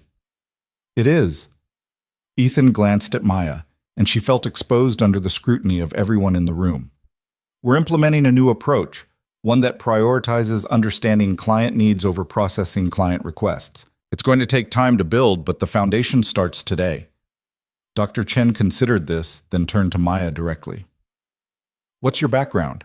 What qualifies you to reshape client services at a company this size? The question hung in the air like a trap. Maya could feel Jennifer's smug anticipation, Sarah's sympathetic worry, Ethan's careful neutrality. They all wanted to know what she'd say, how she'd handle being put on the spot. Maya thought about lying, about inflating her retail experience into something that sounded more impressive. But Ethan had asked for truth, and if she couldn't be honest now, she had no business being in this room. I don't have a background in corporate client services, she said clearly. Until this morning, I was working retail and barely making rent. I have no business degree, no management training, no credentials that would normally qualify me for this position. She saw Dr. Chen's expression hardened, saw Jennifer's barely suppressed satisfaction. What I do have, Maya continued, is 3 years of experience being on the other side of systems like the ones you're describing. I know what it feels like to be a ticket in a queue, to be filtered out by algorithms, to have your actual needs ignored because they don't fit neatly into predefined categories. She met Dr. Chen's eyes. Your frustration about being treated like an account number instead of a partner?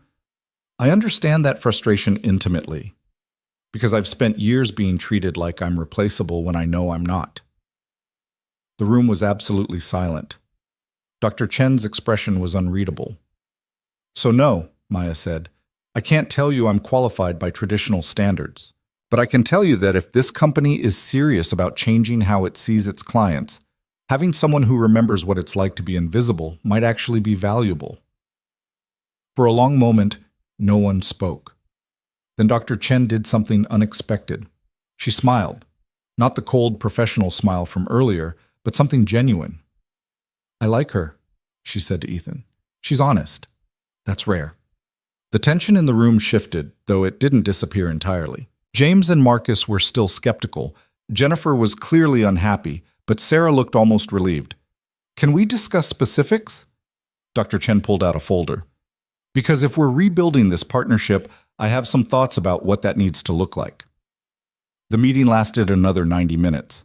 Maya watched as Dr. Chen systematically dismantled 3 years of relationship management, pointing out every instance where process had trumped understanding, where efficiency had cost them trust.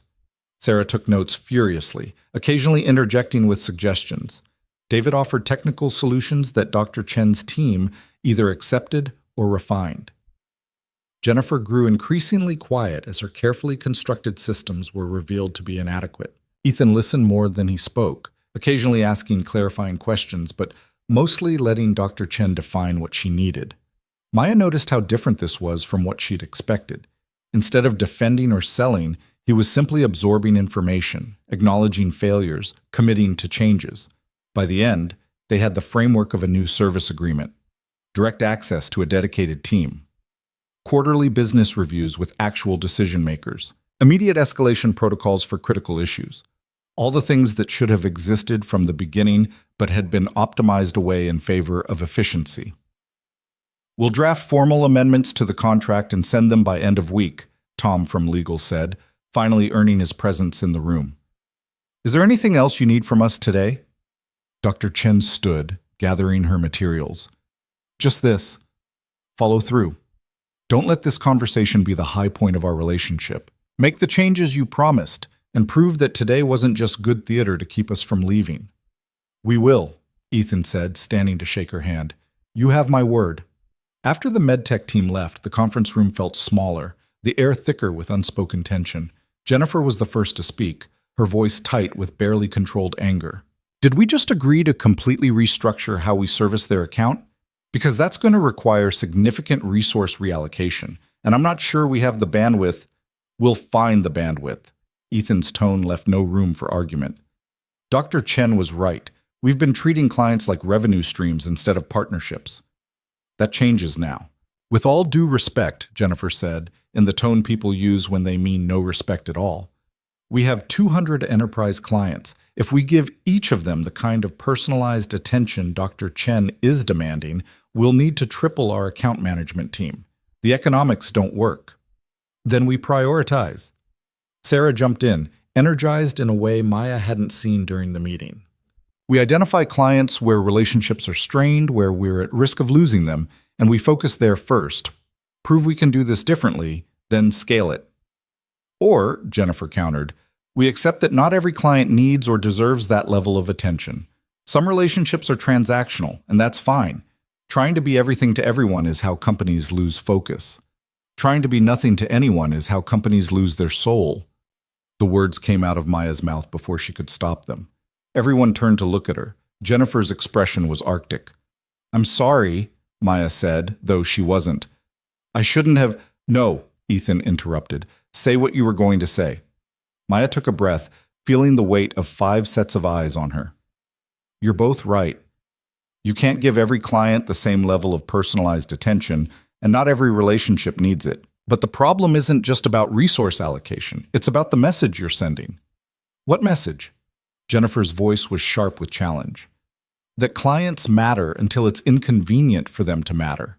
Maya stood, surprising herself with the boldness. Dr. Chen didn't just want better service. She wanted to know if anyone here actually cared about her company's mission, about the patients affected when systems go down, about the real-world impact of your efficiency. She moved to the whiteboard on the conference room wall, grabbing a marker. You're thinking about this as a resource problem. How many account managers per client, how many hours of attention, how to scale personalization. But what if the problem isn't resources? What if it's that your systems don't allow for the kind of flexibility that makes clients feel seen? Maya started drawing on the board, rough boxes and arrows, the kind of diagram someone with no formal training would make. Right now you have clients here. She drew a box. And you have your ticketing system here. Another box. And when something goes wrong, the client has to interact with the system, which categorizes and routes their problem. The system is the mediator. The system decides what's urgent, what matters, how quickly to respond. She drew more arrows. But what if instead of clients interfacing with systems, they interfaced with people who had the authority to access whatever systems were needed? What if the question wasn't, what does our process say about this problem, but what does this specific client need right now? David leaned forward, studying her diagram. You're describing relationship-based service delivery instead of process-based. That's what account management is supposed to be. But it's not what it actually is, Maya said, because your account managers, no offense, Sarah, don't have real authority. They can't make decisions. They can't bypass the queue when something is genuinely urgent. They're essentially customer service representatives with better titles. Sarah didn't look offended. She looked vindicated. I've been saying this for 2 years. And it's not practical, Jennifer insisted. You can't have every account manager making independent decisions about what's urgent and what's not. That's chaos. That's how you end up with inconsistent service and blown budgets. Unless you hire account managers you actually trust, Maya said, unless you build a culture where understanding the client's business is valued more than following process, unless you measure success by client satisfaction instead of ticket resolution time. Ethan was watching her with an expression she couldn't quite read. Keep going. Maya felt her confidence growing, fed by the recognition that the ideas forming in her head were actually coherent. You said you have 200 enterprise clients. How many of them are actually at risk of leaving? Based on recent satisfaction surveys, probably 20 to 30, Sarah said. MedTech was one of them. Okay, start there. 20 to 30 clients get a different kind of service. Dedicated teams with real authority, proactive communication, customized solutions instead of standardized packages. You prove it works, show measurable improvement in satisfaction and retention, then you scale it to the next tier. And the clients who aren't at risk? Jennifer asked. We just ignore them? No. You serve them well with your existing systems because those systems work fine for clients who aren't having problems. But you also watch for warning signs. You don't wait for satisfaction scores to drop. You stay ahead of the curve. Maya set down the marker. The goal isn't to rebuild everything overnight. It's to prove that a different approach is possible and valuable. Marcus, who'd been silent through most of the discussion, spoke up. The data could support this.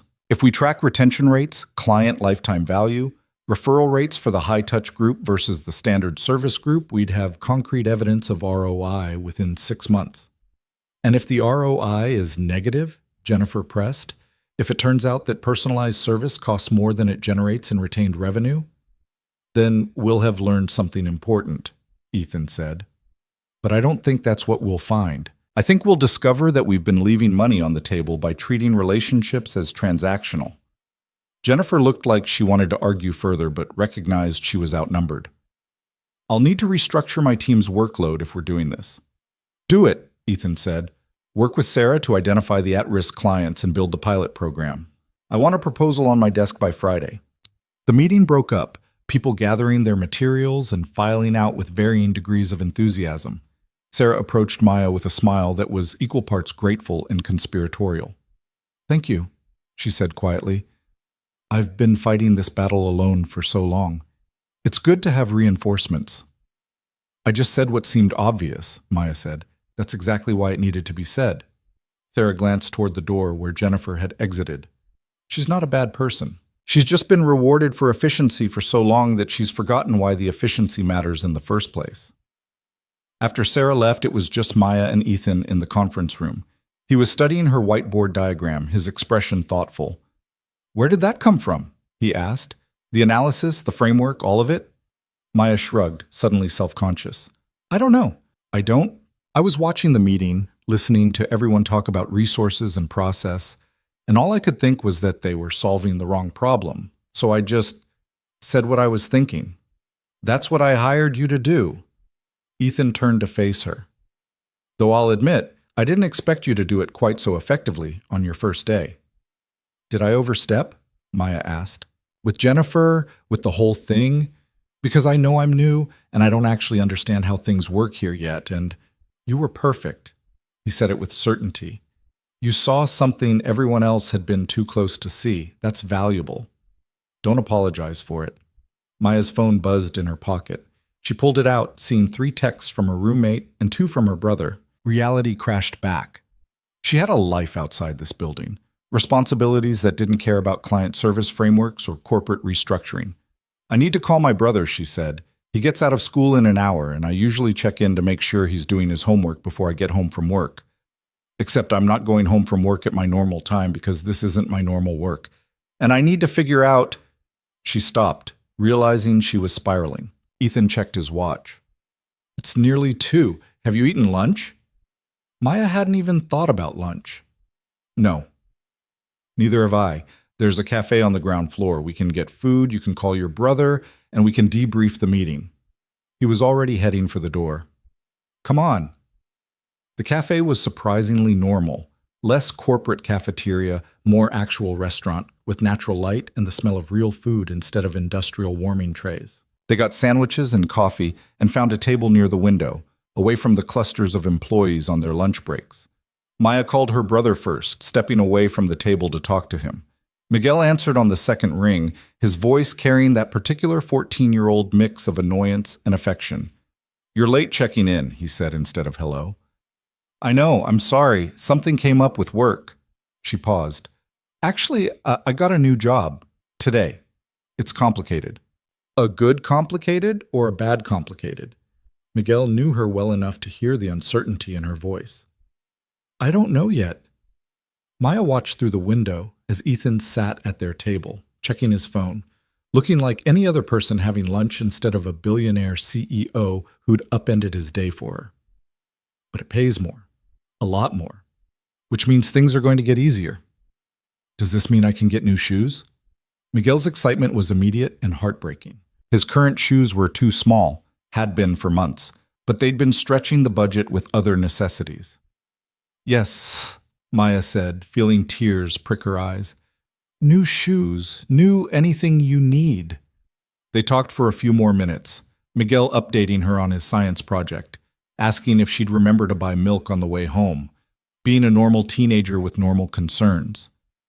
When they hung up, Maya felt the distance between her old life and this new one stretching wider. She returned to the table where Ethan had already started eating his sandwich.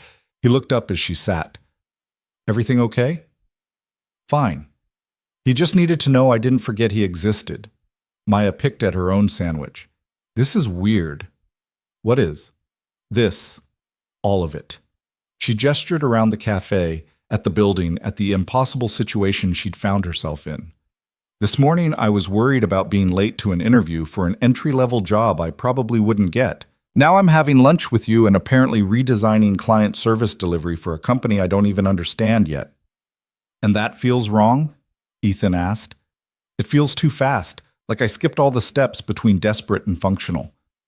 Maya finally took a bite of her sandwich, realized she was starving, and forced herself to slow down. "In my experience, nothing good happens this quickly. Usually fast changes are bad changes, crisis changes."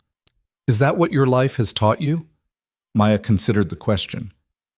"Every major change in my life has been forced by catastrophe. My parents dying, dropping out of school, losing jobs, moving to cheaper apartments. It's always been reaction, never choice. So when something good happens this fast, I don't trust it." Ethan was quiet for a moment, his coffee cup held between both hands. My father used to say that opportunity looks different when you're not expecting it. That most people miss their chances because they're waiting for them to look like what they imagined. You think this is my chance? Maya asked. I think this is both of our chances, Ethan said. Mine to fix what I've broken. Yours to prove that the systems that filtered you out were wrong. He set down his coffee. But only if you want it. If this feels wrong, if you'd rather take the administrative assistant job you originally applied for, I'll understand. No judgment. Maya thought about it, really thought about it. The safe choice was the original job. Predictable, modest, achievable. This new position was none of those things. It was risky and uncertain and probably destined to fail in spectacular fashion when everyone realized she had no idea what she was doing. But it was also the first time in 3 years that someone had looked at her and seen potential instead of limitations. I want it, she said, even though it terrifies me. Maybe because it terrifies me. Ethan smiled, genuine, warm, so different from his corporate face. Good, because I have about 40 more meetings this week where you'll get to be terrified in front of important people. That's your idea of encouragement? That's my idea of honesty. He pulled out his phone, swiping through his calendar. Tomorrow we have the executive leadership team meeting. You'll meet the department heads, see how strategic decisions get made. Wednesday is quarterly budget review. Thursday we have 3 different client calls. Friday is the board meeting. Maya felt panic rising in her chest. The board meeting, don't those people decide if you keep your job? Technically, yes. Though realistically, I'd have to do something catastrophically stupid to get fired. He paused. Bringing an employee with 0 corporate experience to a board meeting might qualify. Then why would you do it? Because I'm about to propose significant changes to how we operate, and I want them to see the reason why. I want them to meet you, hear you speak, understand that this isn't some abstract initiative, but a concrete response to a real problem. The weight of that responsibility settled over Maya like a physical force, the board of directors. The people who controlled billions of dollars, who decided the fate of thousands of employees. And Ethan wanted her to be the face of institutional change. I'm going to fail, she said quietly. You know that, right? I'm going to walk into one of these meetings and say something stupid or wrong or completely reveal that I don't belong there, and it's going to reflect badly on you, and this whole experiment is going to collapse. Probably, Ethan agreed, surprising her. You'll make mistakes. Say things that don't land right, misread situations. That's guaranteed. So why? Because making mistakes while trying something different is better than perfectly executing the wrong approach. He leaned forward. Every person in this company is capable of being right within the systems we've built. They know the process, understand the rules, execute efficiently, but none of them can see what's wrong with those systems because they're invested in them working. He pointed at her. You're not invested. You have no loyalty to the way things are because the way things are failed you. That outside perspective, even when it's messy and uncertain, is more valuable than perfect execution of a flawed system. Maya wanted to believe him, wanted to trust that her inexperience was an asset rather than a liability, but years of rejection had taught her to be skeptical of reassurance. What if I'm not special, she asked. What if I'm just ordinary and this morning in the elevator you projected something onto me that isn't actually there? Ethan finished his sandwich, took a long drink of coffee, and seemed to be choosing his words carefully. When Sophie was 5, she brought home a drawing from school, just crayon scribbles, the kind of thing every kid makes. My ex-wife smiled and put it on the fridge and forgot about it. But I looked at that drawing, really looked at it, and I saw something. He pulled out his phone, scrolled through photos, and showed Maya the screen. It was indeed a child's drawing. Rough, unrefined, but there was something about the composition, the way colors were balanced, that suggested an artistic eye. I asked her what it was supposed to be, Ethan continued. She said it was how she felt when she was happy. Not what made her happy, but how the feeling looked. That kind of abstract thinking from a 5-year-old struck me as remarkable. He put his phone away. So I got her art supplies, enrolled her in classes, encouraged her to keep drawing, and everyone told me I was projecting, seeing genius where there was just normal child development. But I kept encouraging her anyway, because even if I was wrong, what was the harm in telling my daughter that her perspective mattered? What does this have to do with me? Maya asked. This morning you looked at my company and saw through all the polish to the emptiness underneath. You articulated problems that my entire executive team has been dancing around for years. You walked into a client meeting and immediately grasped dynamics that took other people months to understand. Ethan met her eyes. Maybe I'm projecting. Maybe you're just ordinary, and I'm seeing something that isn't there. But even if I am, what's the harm in giving you the chance to prove yourself? Maya didn't have an answer to that. The harm, of course, was in the hope, in believing she could be more than she'd been told she was, only to discover the limitations were real, after all. But maybe that was a risk worth taking. They finished lunch in more comfortable silence, the kind that happens between people who've shared something significant, even if they can't quite name what it is. When they stood to leave, Ethan's phone rang. He glanced at the screen and his expression shifted, softening in a way Maya had only seen once before. "I need to take this," he said. "It's Sophie's school." He answered, and Maya watched his face cycle through concern, frustration, and resignation in the space of 30 seconds. "I understand," he said into the phone. "Yes, I can be there. 45 minutes. He ended the call and closed his eyes briefly. "Sophie got into a fight. They want me to come get her." A fight? Maya couldn't imagine the sweet 7-year-old from the photo fighting anyone. Another kid said something about her mom leaving. Sophie pushed her. Ethan was already moving toward the elevator. "I have to go. Can you find your way back to my office? Miranda, my assistant, can set you up at a desk, get you started on background reading about our clients." "Go," Maya said. "Family first." He paused, looking at her with something like gratitude. "I'll be back before end of day. We'll regroup then." Maya watched him leave, moving with the same purposeful stride, but somehow diminished by worry. For all his power and control, he was still just a father trying to figure out how to help his daughter. She made her way back to the 43rd floor, where Miranda, a woman in her 30s with the efficient warmth of someone who'd been managing executives for years, was waiting with a sympathetic smile. "Mr. Cole messaged me," Miranda said. "Family emergency. Let's get you set up." The desk Miranda led her to was in a small office near Ethan's, with a window overlooking the city and equipment that was probably worth more than everything Maya owned.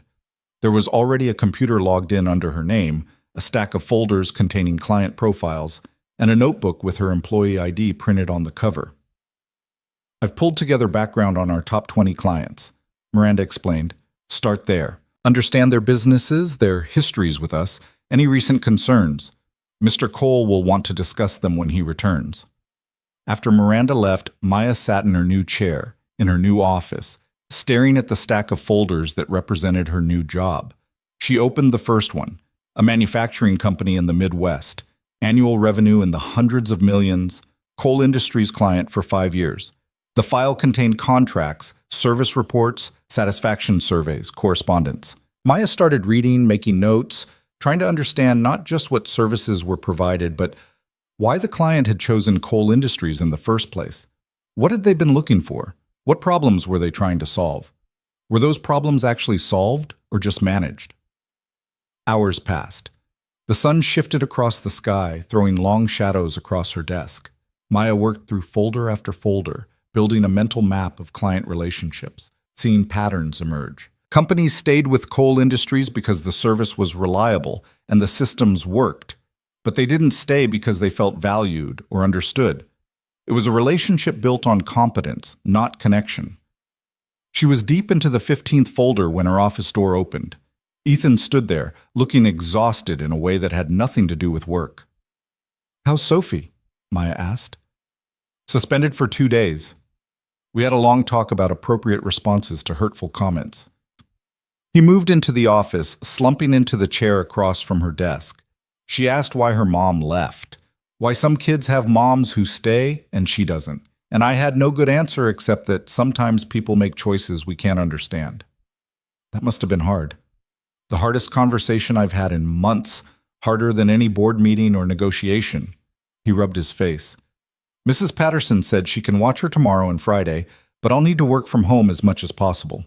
But Maya heard herself say, I could help. With Sophie, I mean. If you need backup." Ethan looked at her in surprise. "You have your own brother to take care of." "Miguel's 14. He's self-sufficient after school. Sophie's 7 and dealing with trauma. Maya closed the folder she'd been reading. I spent years figuring out how to be a parent when I wasn't ready. Maybe that experience could be useful. I can't ask you to... You're not asking. I'm offering. She meant it. Somewhere in the past 12 hours, this had stopped being just about a job. It had become about two people trying to rebuild things they hadn't known were broken. Ethan was quiet for a long moment. Okay, he finally said. Thank you. They sat in comfortable silence, two people at the end of an impossible day, both changed in ways they were still trying to understand. Tomorrow would bring new challenges, the executive team meeting, the skepticism and resistance, the inevitable moment when Maya would reveal her limitations.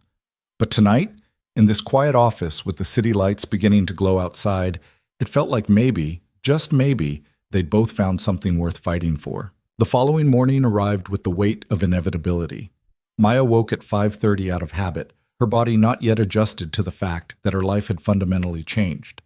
She made Miguel breakfast in their cramped kitchen, listening to him talk about a history test while her mind was already at Coal Industries, already preparing for the executive leadership meeting that would either validate Ethan's faith in her or expose her as exactly what she feared she was, a fraud. You're nervous, Miguel observed, pouring himself orange juice. Like, more nervous than usual. That obvious? Maya forced a smile. You've checked your phone 6 times in 10 minutes and you burned the eggs.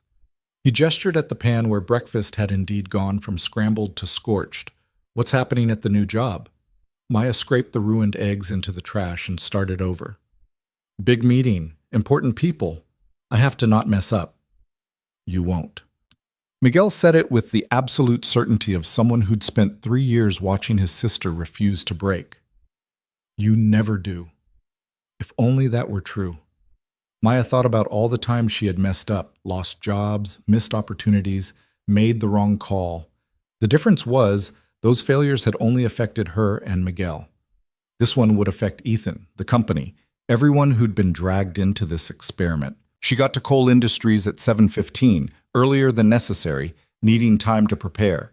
The building felt different in the early morning, quieter, less frenetic, populated by the kind of people who arrived before they had to because ambition wouldn't let them sleep in. Maya rode the elevator to 43, her stomach tight with anticipation, and found Miranda already at her desk despite the early hour. Coffee's fresh, Miranda said without looking up from her computer. Mister, Cole is already in his office. He asked that you join him when you arrived. Maya poured herself coffee she didn't want and knocked on Ethan's door. He was standing at his window, phone to his ear, but he waved her in. She caught the tail end of his conversation. I understand the concern, Richard, but the decision is made. We're moving forward. A pause. Then they'll have to adjust. I'll see you at 9. He ended the call and turned to Maya. He looked tired, not just physically, though there were shadows under his eyes that suggested he'd slept as poorly as she had. It was a deeper exhaustion, the kind that came from carrying too much for too long. How's Sophie? Maya asked. Subdued, guilty, we watched movies until she fell asleep around 10, then she had nightmares and ended up in my bed. He moved to his desk, sorting through papers that already looked organized. Mrs. Patterson picked her up this morning. She's not happy about the suspension, but she understands why it happened. 7-year-olds shouldn't have to understand that much about pain, Maya said quietly. No, they shouldn't. Ethan set down the papers. But that's the world we live in. We do the best we can with the damage we inherit. The statement hung between them. True for Sophie, true for Miguel, true for everyone trying to build something good from broken foundations. Are you ready for this morning? Ethan asked, shifting to business mode with visible effort. No. Maya saw no point in lying. I'm terrified and completely unprepared and probably going to say something that makes everyone in that room wonder why you hired me. Good. Good? If you weren't nervous, I'd be worried. Confidence without competence is dangerous. He handed her a folder. Here's what you need to know. The executive leadership team meets every Tuesday at 9. 8 people. Heads of finance, operations, technology, legal, HR, marketing, business development, and client services. They've all been with the company for at least 5 years, most longer. Maya opened the folder to find professional headshots and brief bios. She recognized Jennifer from yesterday's meeting, VP of Client Services. With the company for 12 years, MBA from a school Maya had never heard of, but assumed was prestigious. The others were similarly credentialed, similarly established. "They're going to hate me," Maya said. "Some of them, yes." Ethan didn't sugarcoat it. "Jennifer especially. You contradicted her approach yesterday, and worse, you were right. That's not something people in her position forgive easily. So why bring me into this meeting at all? Why not give me time to actually learn something before throwing me to the wolves? Because waiting implies you need their approval." Ethan moved around his desk to stand beside her, looking at the bios over her shoulder. "If I introduce you in a month after you've proven yourself, they'll accept you grudgingly. If I introduce you today when you're still raw and uncertain and make it clear that your perspective matters despite your lack of credentials, it sends a different message." "What message?" "That I'm serious about changing how this company operates. That traditional qualifications aren't the only metric of value. That I trust you enough to give you authority before you've earned it by their standards." He paused.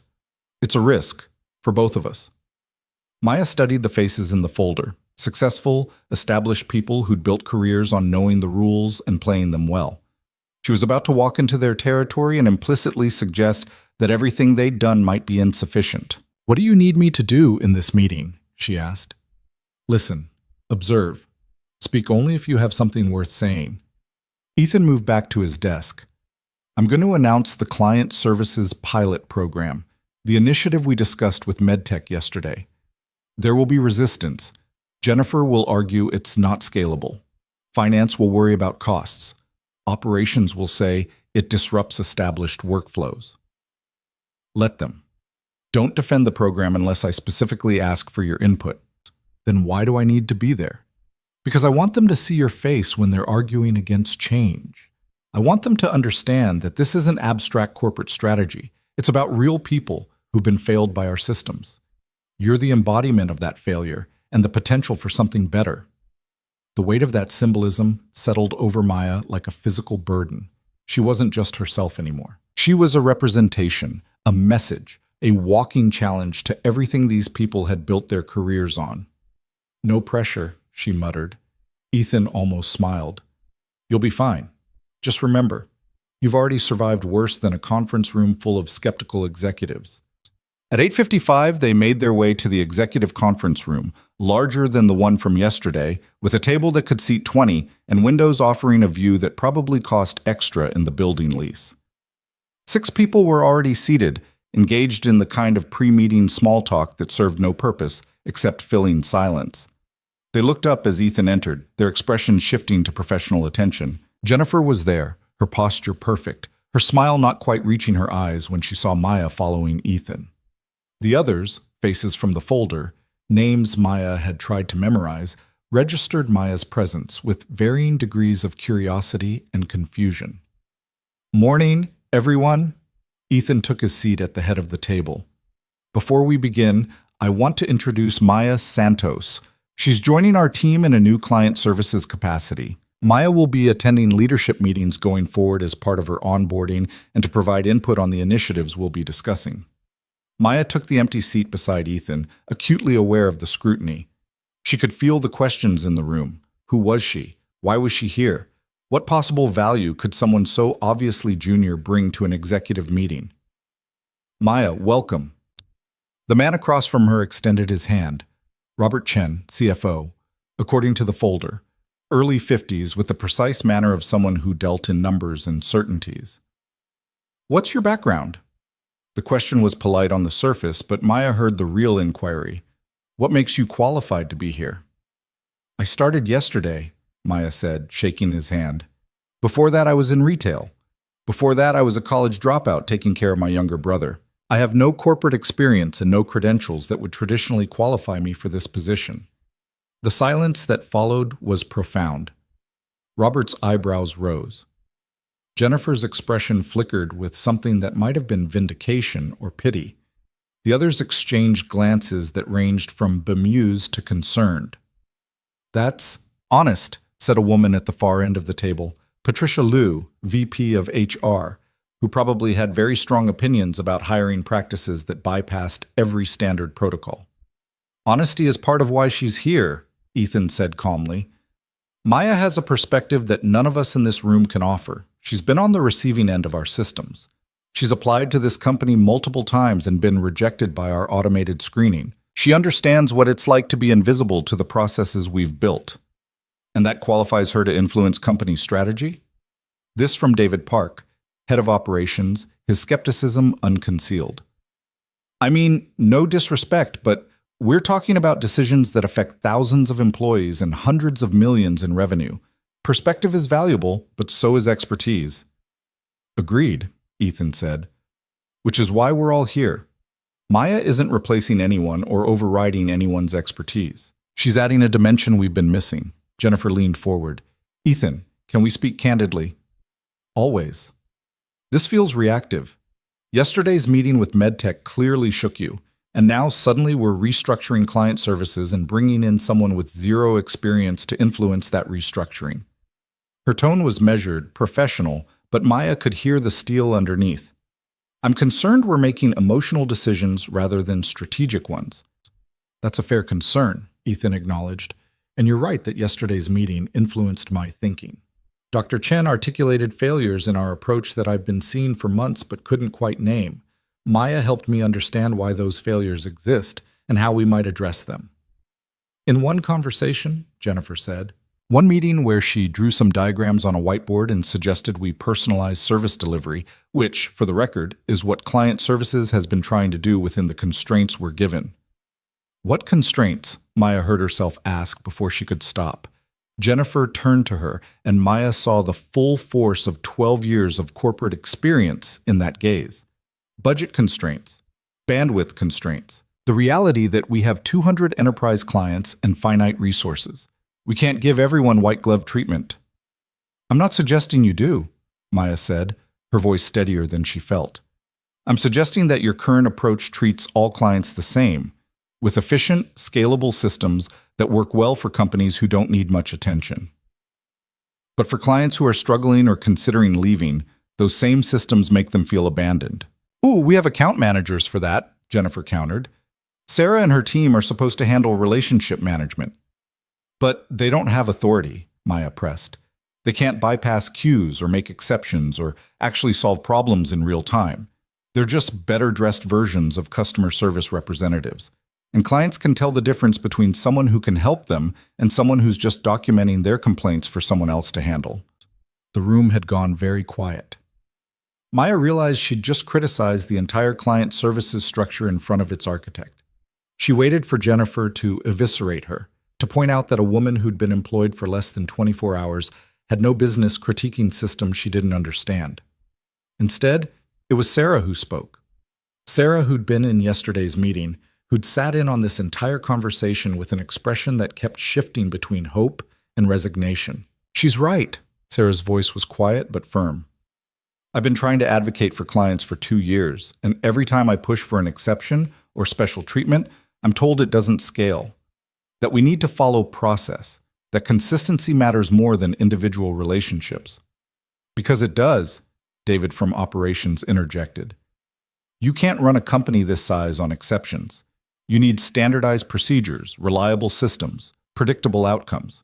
Except our outcomes aren't predictable anymore, Robert, the CFO, said, pulling up something on his tablet. Client retention has dropped 3% over the past 18 months. That might not sound like much, but it represents approximately $15 million in annual recurring revenue that we've lost to competitors. Jennifer's jaw tightened.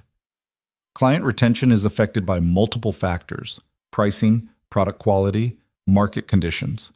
You can't attribute it solely to service delivery. No, but I can show you exit interview data. Robert swiped through screens. 72% of clients who left in the past year cited impersonal service or lack of responsiveness as contributing factors. Only 18% mentioned price. The number hit like a physical blow. Maya saw it register across the faces in the room, the recognition that something was fundamentally broken, even if no one wanted to admit it. So what are you proposing? Patricia from HR asked, directing the question at Ethan. Complete overhaul of client services, because that would require significant hiring, training, restructuring. We're talking months of disruption. Not complete overhaul, a pilot program. Ethan pulled up a presentation on the screen at the front of the room. We identify our 20 highest risk clients, the ones most likely to leave based on satisfaction scores and contract renewal timelines. For those clients, we create dedicated teams with real authority, direct access to decision makers, proactive communication, customized solutions instead of standardized packages. We run it for 6 months and measure results. And if it fails, Jennifer asked, then we'll have learned that personalization doesn't justify the cost, and we'll return to our current model with better data about what clients actually need. Ethan advanced to the next slide. But I don't think it will fail. I think we'll find that investing in relationships pays for itself in retention and expansion revenue. Who leads this pilot? David asked. Because if we're pulling Sarah and her team to focus on 20 clients, who handles the other 180? The current systems continue to serve existing clients, Ethan said. We're not dismantling anything. We're building something new alongside it to see which approach generates better outcomes. And Maya's role in this?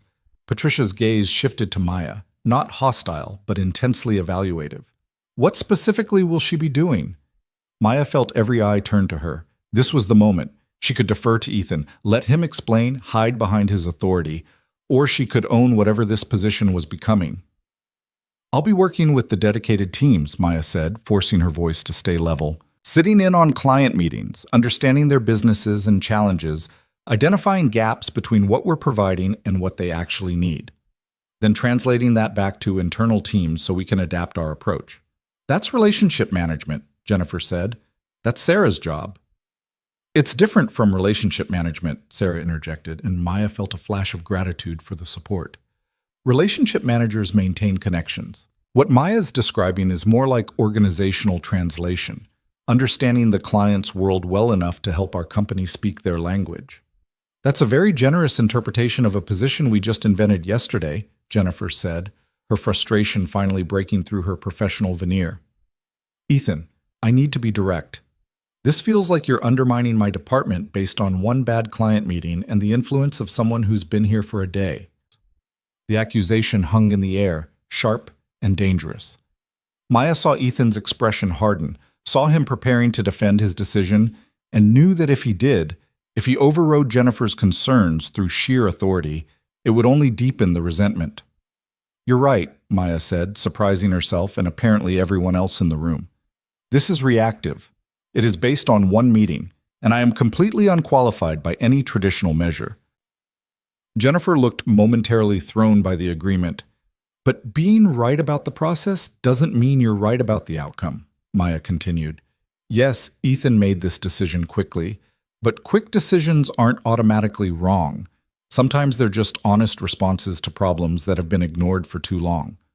She stood, moving to the whiteboard, the same impulse that had driven her yesterday, the need to make abstract concepts concrete. Your client services model is built on efficiency. It's designed to handle high volume with limited resources. That's smart. That works. Until it doesn't. She drew a simple diagram, the same boxes and arrows from yesterday, refined by a night of thinking. Right now, when a client has a problem, they enter your system here. She marked a box. The system routes them based on predefined categories: urgent versus routine, technical versus operational. The routing is automatic, efficient, consistent. Exactly as it should be, Jennifer said. For most clients, yes, Maya agreed. But for clients who are already frustrated, who are already considering leaving, getting routed through a system feels like being dismissed. It confirms their belief that they don't matter to you as individuals. She drew another diagram beside the first. What if high-risk clients bypassed the routing system entirely? What if they had a direct contact, a real person with decision-making authority, who could assess their needs immediately and mobilize whatever resources were required? Not because it's more efficient, but because it sends a message. You matter enough for us to treat you differently. That's favoritism, David said. Other clients will notice and demand the same treatment. Good, Maya said. Let them demand it. Then you have a conversation about what level of service justifies what level of investment. Maybe some clients are willing to pay more for premium support. Maybe others are fine with standard service because it meets their needs. But right now, you're not even offering the choice. Robert was making notes on his tablet, his expression thoughtful. There's a business model here, tiered service levels with corresponding pricing. We could potentially increase revenue while improving satisfaction. We'd need to model the costs, Patricia said. Additional headcount, training, tools. But theoretically, if we could charge a premium for high-touch service, Maya watched the conversation shift, saw the executives beginning to engage with the idea rather than resist it. She caught Ethan's eye and saw something that might have been approval. I want to see projections by Friday, Ethan said. Robert, work with Jennifer to model costs and potential revenue for different service tier scenarios. Patricia, outline what hiring and training would look like. David, identify operational dependencies and constraints. Everyone clear? Heads nodded around the table. The resistance hadn't vanished. Jennifer's expression was still guarded. David still looked skeptical. But the outright hostility had softened into professional engagement. The meeting continued for another 90 minutes, covering budget reviews, technology updates, market analysis. Maya listened more than she spoke, gradually understanding the rhythms of executive decision-making. It wasn't that different from retail management meetings, she realized. The same tensions between idealism and pragmatism, the same need to balance competing priorities, the same personalities clashing over territory and credit. When the meeting finally ended, people filed out with the kind of relieved exhaustion that comes from surviving difficult conversations. Jennifer paused at the door, looking back at Maya with an expression that was impossible to read. That was well done, she said quietly. I still think this whole initiative is risky and potentially misguided, but you handled yourself better than I expected. It wasn't quite approval, but it wasn't condemnation either. Maya accepted it with a nod, understanding that in corporate politics, qualified acknowledgement was sometimes the best you could hope for. After everyone left, Ethan closed the door and leaned against it, looking drained. That went better than I anticipated. Really? Because I thought Jennifer was going to stab me with her pen about halfway through. Jennifer is protective of her domain, but she's also smart enough to recognize a good idea, even when it challenges her approach. He moved to the window, that familiar gesture of seeking distance to think. You did well. The way you acknowledged her concerns before countering them, that was strategic. That was survival instinct, Maya corrected. I grew up learning how to disagree with people without making them hate me. Useful skill when you're constantly dealing with landlords, social workers, school administrators. Well, it translates surprisingly well to corporate leadership. Ethan checked his phone, frowned at whatever he saw. I need to make some calls. Can you work with Sarah this afternoon? Start identifying which clients should be part of the pilot program? Sure. Maya gathered her notes. Ethan? He looked up. Thank you for defending this, for not throwing me under the bus when Jennifer challenged the decision. I didn't defend it because of you, he said. I defended it because it's right. You just happened to be the catalyst that made me see it. Maya left him to his calls and found Sarah waiting in the hallway, looking cautiously optimistic.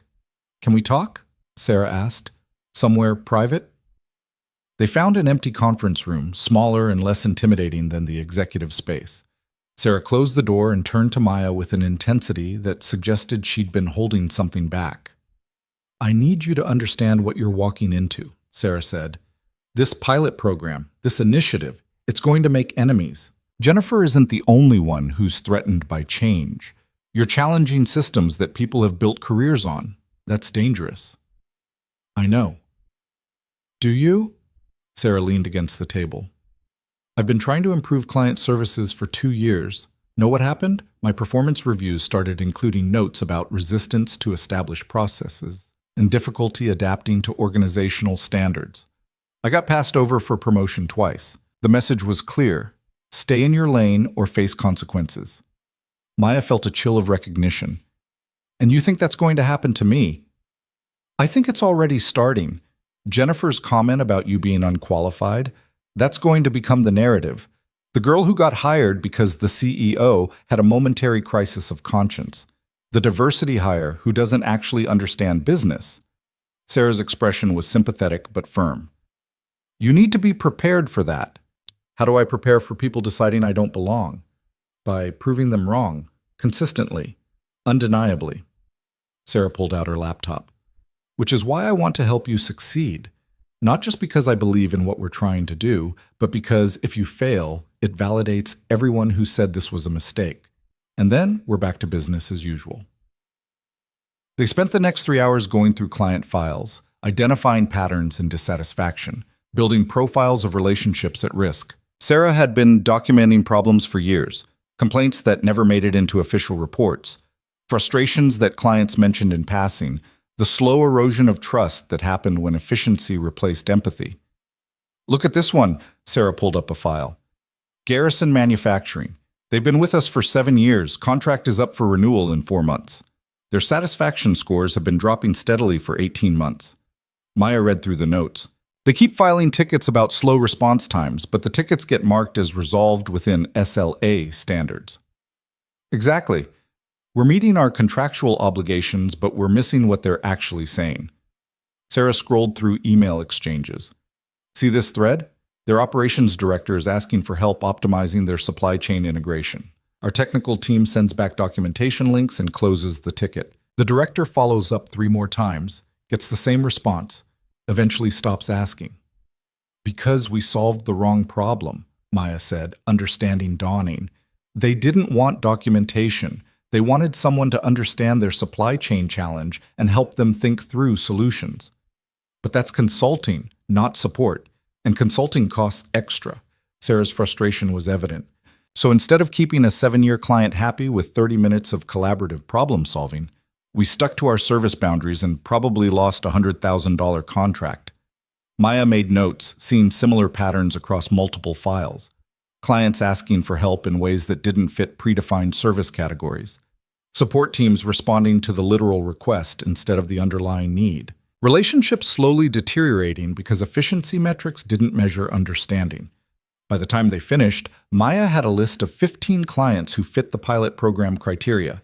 Significant contracts up for renewal, declining satisfaction, documented frustrations with service delivery. Each one represented a relationship on the edge of breaking. These are our test cases, Maya said, reviewing the list. If we can turn around even half of them, we prove the model works. And if we can't, Sarah asked, then we learn why and adjust the approach. Maya closed her laptop. But failure isn't walking away. Failure is deciding the problem is unsolvable and giving up. Sarah smiled, something genuine and relieved. I think I'm going to like working with you. The rest of the day blurred by. More reading, more conversations, more desperate attempts to absorb 3 years of corporate knowledge in 3 hours. By 6 o'clock, Maya's head was pounding, and her eyes burned from staring at screens. Her phone buzzed with a text from Miguel. When are you coming home? I'm hungry and we're out of milk. Reality crashed back. She'd been so consumed with work that she'd forgotten about her actual life. The apartment that needed cleaning, the groceries that needed buying, the 14-year-old who depended on her for everything from food to emotional support. She texted back, leaving now. Pick up pizza on the way? His response was immediate. Yes, extra cheese. Maya gathered her things and headed for the elevator, exhausted in a way that felt different from retail exhaustion. This wasn't physical tiredness from standing for hours or mental fatigue from dealing with difficult customers.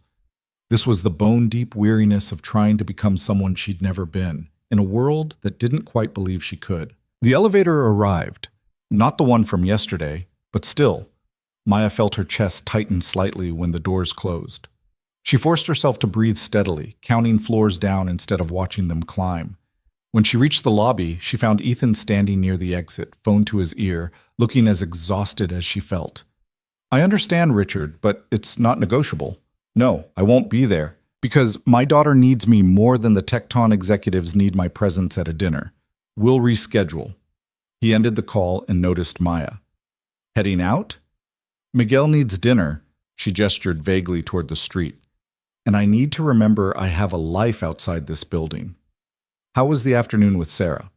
Productive, overwhelming. We identified 15 clients for the pilot program. Maya shifted her bag on her shoulder. How's Sophie? Better.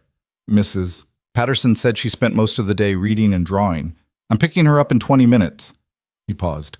I meant what I said earlier, about your help. If you're still willing. I am. Maya surprised herself with the certainty.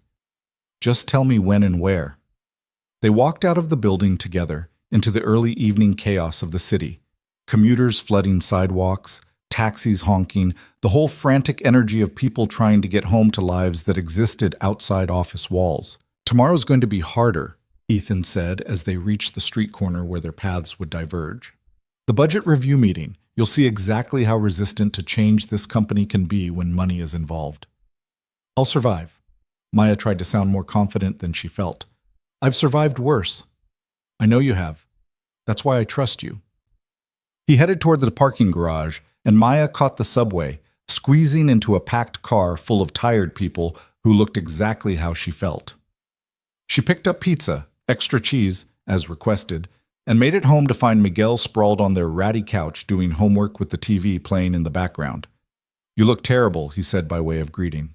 Thanks, I feel terrible. Maya set down the pizza. But I survived day 2. They ate dinner on the couch, Miguel updating her on his day, the history test he'd aced, the girl in his English class who'd asked to borrow his notes, the college fair his guidance counselor wanted him to attend, even though college felt impossibly far away and expensive. We can afford it now, Maya said, the reality of her new salary still not quite real. College, the fees, all of it. Miguel looked at her with an expression she couldn't quite read. You shouldn't have to sacrifice everything for me. I'm not sacrificing, I'm investing. She ruffled his hair in a gesture that would have annoyed him a year ago, but now he tolerated with good humor. You're going to do something amazing with your life, and I'm going to be able to say I helped make it possible. Later, after Miguel had gone to bed, Maya sat in their small living room with her laptop, reviewing notes from the day. She thought about Ethan's father, about the factory that had discarded him, about her own parents who died before they could see Miguel grow into the remarkable kid he was becoming, about all the people who'd been filtered out of systems designed for efficiency rather than humanity. This job, this impossible, overwhelming, terrifying job, was about more than just her survival. It was about making sure that other people, people like her father and Ethan's father, and everyone else who'd been made invisible, would be seen. If she could do that, the exhaustion would be worth it. If she failed, at least she'd have tried. Maya closed her laptop and went to bed, knowing that tomorrow would bring new challenges, new opportunities to prove herself or expose her limitations. But tonight, she'd survived, and sometimes survival was enough. The weeks that followed were a blur of meetings, client calls, late nights, and the constant feeling of being one mistake away from proving everyone's doubts justified. Maya threw herself into the pilot program with the kind of desperate determination that came from understanding exactly what was at stake. Not just her job, but the possibility that people like her might actually matter in systems designed to exclude them. She visited client sites with Sarah, sitting in manufacturing facilities and healthcare offices and technology startups, listening to executives describe frustrations they'd stopped bothering to report because no one seemed to care. She sat in on technical calls where engineers explained problems in language that made sense to other engineers, but left clients confused and alienated. She watched as the machinery of coal industries, efficient, reliable, impersonal, ground through interactions without ever quite connecting.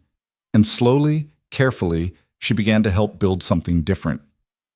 3 weeks into the pilot program, Maya sat across from Ethan in his office at 7 in the evening, both of them too exhausted to go home, but too invested to stop working. Papers covered his desk, client reports, satisfaction surveys, preliminary retention data. Garrison Manufacturing renewed their contract, Ethan said, looking up from his laptop. 3-year extension, increased their service tier. Sarah said it was because of the supply chain consultation you facilitated. I didn't do anything except listen to what they were actually asking for and connect them with David's team, Maya said. That shouldn't be revolutionary. But it is, because for 2 years no one else bothered to listen. He pulled up more data. MedTech Solutions extended for 5 years, recommended us to 2 other healthcare companies. Dr. Chen personally called to tell me that working with us finally feels like a partnership instead of a transaction. Maya felt something warm settle in her chest. Not quite pride, but close. How many of the pilot clients have we retained? 13 out of 15 so far. The other 2 are still undecided, but their satisfaction scores have improved significantly. Ethan leaned back in his chair. The board meeting is Friday. I'm presenting these results as evidence that the model works, that investing in relationships generates measurable return. And if they don't agree, Maya had learned enough about corporate politics to know that good results didn't guarantee support. Then we keep doing it anyway and prove them wrong with more data. He said it with the kind of certainty that came from being someone who could override boards when necessary. But I think they'll agree. The numbers are too compelling to ignore. Maya's phone buzzed, a text from Miguel. She glanced at it and felt her stomach drop. What's wrong? Ethan noticed her expression change. Miguel's school called. He got into a fight. She was already gathering her things. I need to go. What happened? I don't know. The text just says I need to come in for a meeting tomorrow morning. Maya tried to calculate how she'd manage a school meeting and the 3 client calls she had scheduled. This is going to conflict with the Tecton presentation. The Tecton presentation can wait. Ethan stood. Family comes first. We've already rescheduled it twice anyway. Once more won't kill the deal. Maya looked at him, remembering that first morning when he'd canceled that same meeting to interview her. You're really going to postpone a billion-dollar merger again? I'm going to do what matters. The merger will happen when it happens. Miguel needs you now. He was already pulling out his phone. Let me call Richard. Tell him we're pushing to next week. Ethan, you can't keep doing this. You can't keep putting your business on hold for what? For people? That's exactly what I should be doing. He made the call, his voice firm and unapologetic. Richard, we're moving Tecton to next week. Something came up. No, not negotiable. They'll understand or they won't. Either way, we're rescheduling. He ended the call and looked at Maya. Go. Take care of your brother. We'll handle everything here. Maya left the office feeling split between gratitude and guilt. Grateful that Ethan understood, guilty that his support kept costing him opportunities. She caught the subway home, her mind racing through possibilities. Miguel didn't fight. He was quiet, studious, the kid who resolved conflicts with words rather than fists. Something serious must have happened. She found him sitting on their couch, ice pack pressed to his jaw, looking simultaneously defiant and ashamed.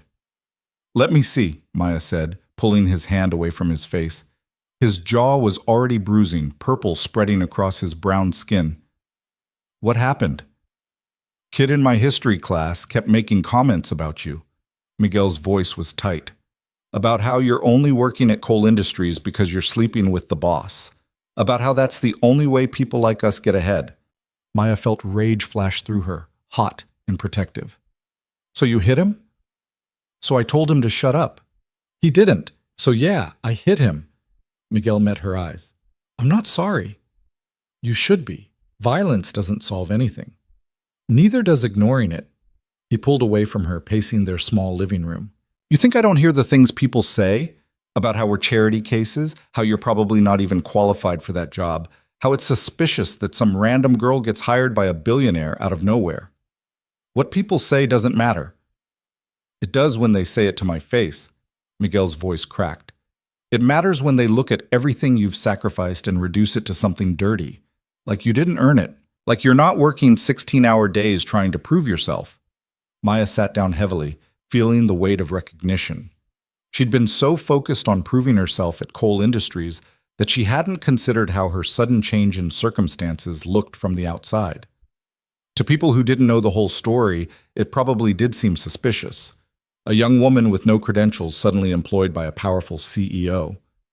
I'm sorry, she said quietly.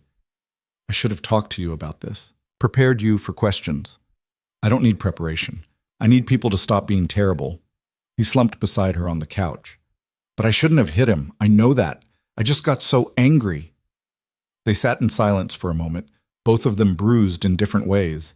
Him physically, her by the realization that her choices affected more than just herself. The school wants to meet tomorrow morning, Maya said finally. They're probably going to suspend you. I know.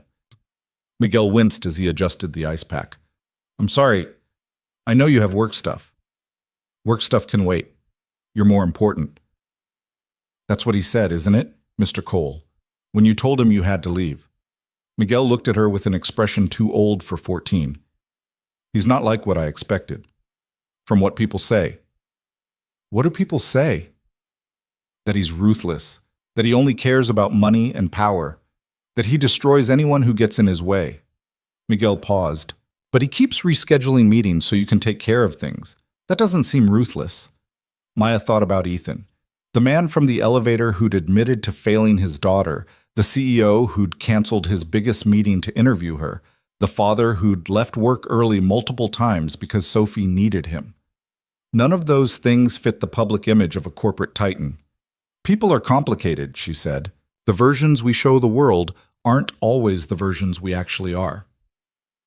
The next morning, Maya sat in the principal's office, listening to the boys' parents demand Miguel's expulsion while their son sat smugly in the corner. The principal, a tired woman in her 50s who'd probably mediated 1,000 of these meetings, looked exhausted by the whole situation. Mr. Santos threw the first punch, the other boy's father said. That's assault. He should be expelled and we should press charges. Your son spent 2 weeks making racist comments about my brother's sister, Miguel said, his voice shaking but defiant. That's harassment, but I don't see you talking about pressing charges for that. Boys will be boys, the mother said dismissively. If she's sensitive about her reputation, maybe she shouldn't put herself in questionable situations. Maya felt something cold settle in her chest. This was it, the real judgment. Not about whether she was good at her job or whether she deserved the opportunity. Just the automatic assumption that a woman in her position must have gotten there through something other than merit. My sister works 16-hour days, Miguel said, standing up. She's supporting me while finishing a degree online that she had to pause when our parents died. She's smarter and works harder than anyone I know. And your son reduced all of that to a dirty joke because he can't imagine a woman succeeding without sleeping her way to the top. Miguel, the principal warned. No. Maya stood beside her brother. He's right. I don't care what your son said about me. I've dealt with worse. But teaching him that women only have value as sexual objects, that success is only legitimate for certain people, that's the real problem here. We're not here to discuss social issues, the boy's father said coldly. We're here because your brother assaulted our son. And we're willing to drop it, the mother added in a tone that suggested magnanimity, if Miguel is expelled. Otherwise, we'll pursue legal action. The principal looked at Maya with something like sympathy. I'm afraid given the circumstances, suspension is the minimum consequence. 3 days for Miguel. I'll also be speaking with the other student about his comments, but nothing will happen to him, Maya finished, because words aren't violence, even when they're designed to hurt. I'm sorry. I know this seems unfair. Maya took Miguel's hand, feeling him trembling with suppressed rage and shame. It's fine. We'll take the 3 days, but I want it noted that my brother was defending his family against harassment. That matters, even if it doesn't change the outcome. They left the school together, Miguel silent and withdrawn. Maya called Ethan from the parking lot, expecting to get voicemail but getting him directly. How did it go? He asked. 3-day suspension. The other kids' parents wanted expulsion or legal action, but the principal compromised. Maya watched Miguel get into their old car. He was defending me. From rumors about us. Silence on the line. Then, what kind of rumors? The kind you'd expect when a woman with no credentials suddenly gets hired by a male CEO. She said it flatly, too tired for euphemism. I knew there would be talk. I didn't think it would follow Miguel to school. I'm sorry. Ethan's voice carried genuine regret. I should have anticipated this. Should have been more careful about how we framed your hiring. There's no way to frame it that wouldn't generate suspicion. A powerful man helps a struggling woman. People fill in their own narrative. Maya got in the car, turning the key in an ignition that protested before catching. I knew what I was signing up for. I just didn't realize it would hurt Miguel. What can I do? Maya almost laughed. Unless you can change human nature and the assumptions people make, nothing. We just deal with it. Let me talk to the school. I can... No, she said it firmly. You getting involved will only make it worse. Will only confirm what people already think. Miguel and I will handle this ourselves. She ended the call before he could argue and drove Miguel home in silence. He stared out the window, jaw still bruised, eyes distant. I hate that you have to deal with this because of me. Maya said finally. It's not because of you, it's because people suck. Miguel turned to look at her. But I meant what I said. About you working harder than anyone. About deserving that job. I believe that, even if they don't. That night, after Miguel had gone to bed, Maya sat at their kitchen table with her laptop, staring at the presentation she was supposed to give at Friday's board meeting. Ethan had asked her to present the pilot program results, her analysis, her observations, her recommendations for scaling the model. It was an honor. It was an opportunity. It was also a setup for spectacular failure, because no matter how good her results were, half the people in that room would be wondering if she'd earned her place through competence or through other means. Her lack of credentials would be scrutinized. Her relationship with Ethan would be questioned, and every success would be attributed to his support rather than her ability. Maya closed her laptop and pulled out her phone, scrolling through her contacts until she found the number she'd saved 3 weeks ago. Dr. Chen from MedTech Solutions. They'd spoken several times since that first meeting, building what Maya hoped was genuine professional respect. She typed out a text. Can I ask you something off the record? The response came 5 minutes later. Of course. Call me. Maya stepped onto their small balcony and dialed. Dr. Chen answered on the second ring. What's on your mind, Maya? How did you do it? The question came out more vulnerable than Maya intended. Build credibility in a world that assumes you don't belong? Deal with people who think you're only in the room because someone gave you a favor? Dr. Chen was quiet for a moment. You're getting the talk. The whispers about how you got your position. My 14-year-old brother got in a fight defending me from it. I'm sorry, that's hard. Dr. Chen's voice carried the weight of experience. The honest answer is, you can't stop people from making assumptions. You can only control whether those assumptions eventually matter. How do I do that? By being so undeniably good at what you do that the assumptions become irrelevant.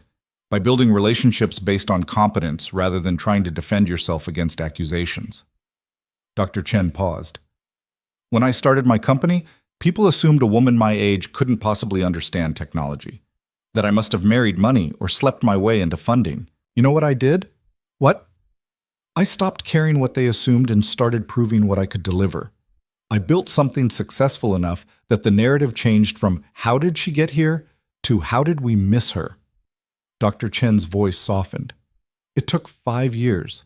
It wasn't fair that I had to work twice as hard to get half the credit, but eventually the work spoke louder than the gossip.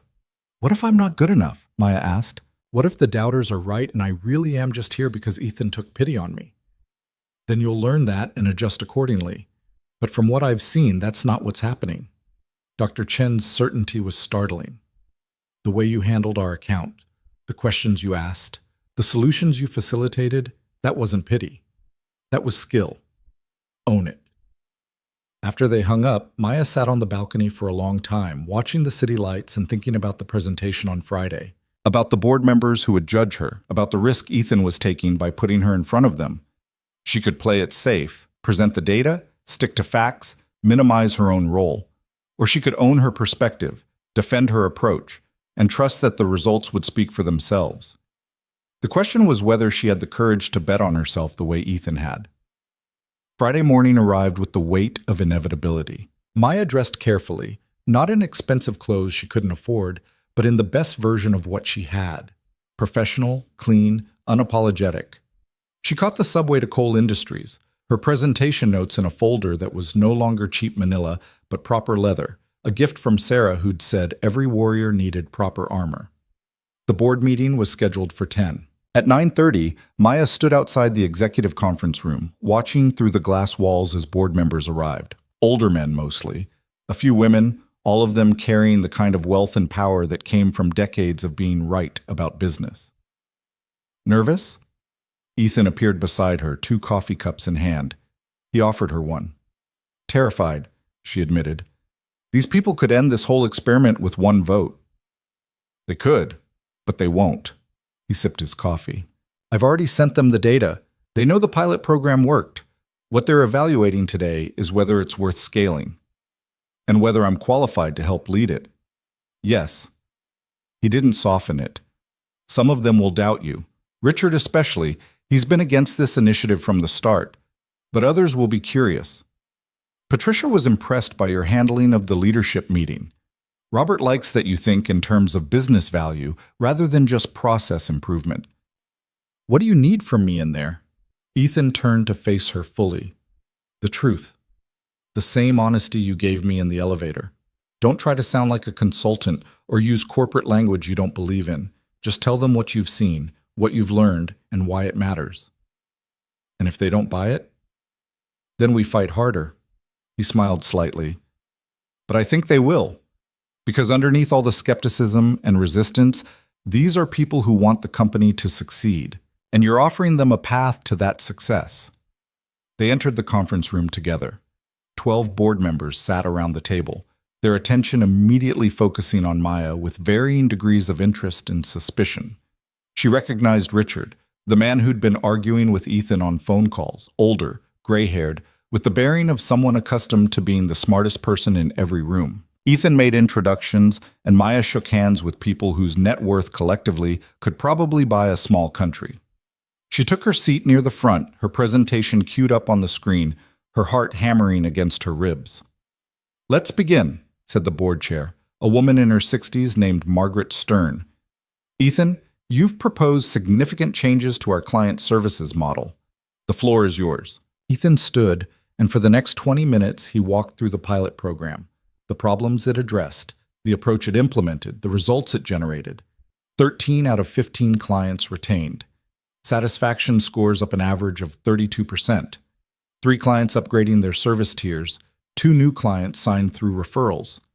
The data suggests that personalized, relationship-focused service delivery generates measurable ROI, Ethan concluded. What we're proposing is scaling this model across our entire client base, with tiered service levels that allow us to customize our approach while maintaining profitability. At what cost? Richard asked immediately.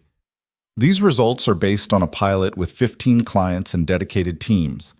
Scaling to 200 clients means significant hiring, training, infrastructure investment. What's the break-even timeline? Robert has done the modeling, Ethan said. Robert? Robert Chen stood, pulling up financial projections. Based on current retention trends and the premium pricing model we're proposing for high-touch service, we'd break even in 18 months. After that, we project 12 to 15% increase in annual revenue from improved retention and expansion. Those are optimistic projections, Richard said. What happens if clients don't want to pay more for personalized service? Then we offer the choice and let them decide, Maya heard herself say. But right now, we're not even offering the choice. We're assuming clients want efficiency over relationship, and we're losing them because that assumption is wrong. Every eye turned to her. Margaret leaned forward slightly. You're Maya Santos, the new hire who's been leading this initiative. I've been helping implement it, yes. Maya forced herself to hold Margaret's gaze, though leading might be generous given that I've been here less than a month. A ripple of something, amusement maybe, or surprise at her honesty, went through the room. Walk us through your approach, Margaret said. What exactly did you do differently with these 15 clients? Maya stood, moving to the screen where her analysis waited. I started by listening. Actually listening, not just processing their requests through our service framework. And what I heard was that clients weren't frustrated with the quality of our work. They were frustrated with feeling invisible. She pulled up examples, email exchanges, support tickets, satisfaction survey comments. Look at this thread with Garrison Manufacturing. They filed 8 separate tickets about supply chain integration. Our technical team answered each ticket correctly, providing documentation and standard troubleshooting steps. But what Garrison actually needed was someone to understand their supply chain challenge and help them think through solutions. That's consulting, Richard said, not support. Exactly. Which is why we connected them with David Park's team for a consultation. It took 3 hours of collaborative problem solving, and it saved a 7-year client relationship that was about to walk. Maya moved to the next slide. The question isn't whether that was technically within our service scope. The question is whether losing a $100,000 contract is worth sticking to rigid service boundaries. She walked through more examples, showing the gap between what clients asked for and what they actually needed, showing how small investments in understanding, a phone call instead of an email, a consultation instead of documentation, a person instead of a process, had turned around relationships that were on the verge of ending. What you're describing is resource intensive, Patricia Liu said. She didn't sound critical, just analytical. How do you determine which clients deserve that level of attention? We don't think of it as deserving, Maya said. We think of it as risk assessment. Clients who are satisfied with standard service continue to receive it. Clients who show signs of dissatisfaction, declining scores, increased complaints, contract renewal hesitation, get escalated to high-touch teams. It's not about favoritism, it's about triage. And who makes those triage decisions? Richard pressed. Because what you're describing sounds like giving account managers broad discretionary authority. That's a recipe for inconsistency and inflated costs. Which is why we built decision frameworks, Sarah spoke up from her seat along the wall.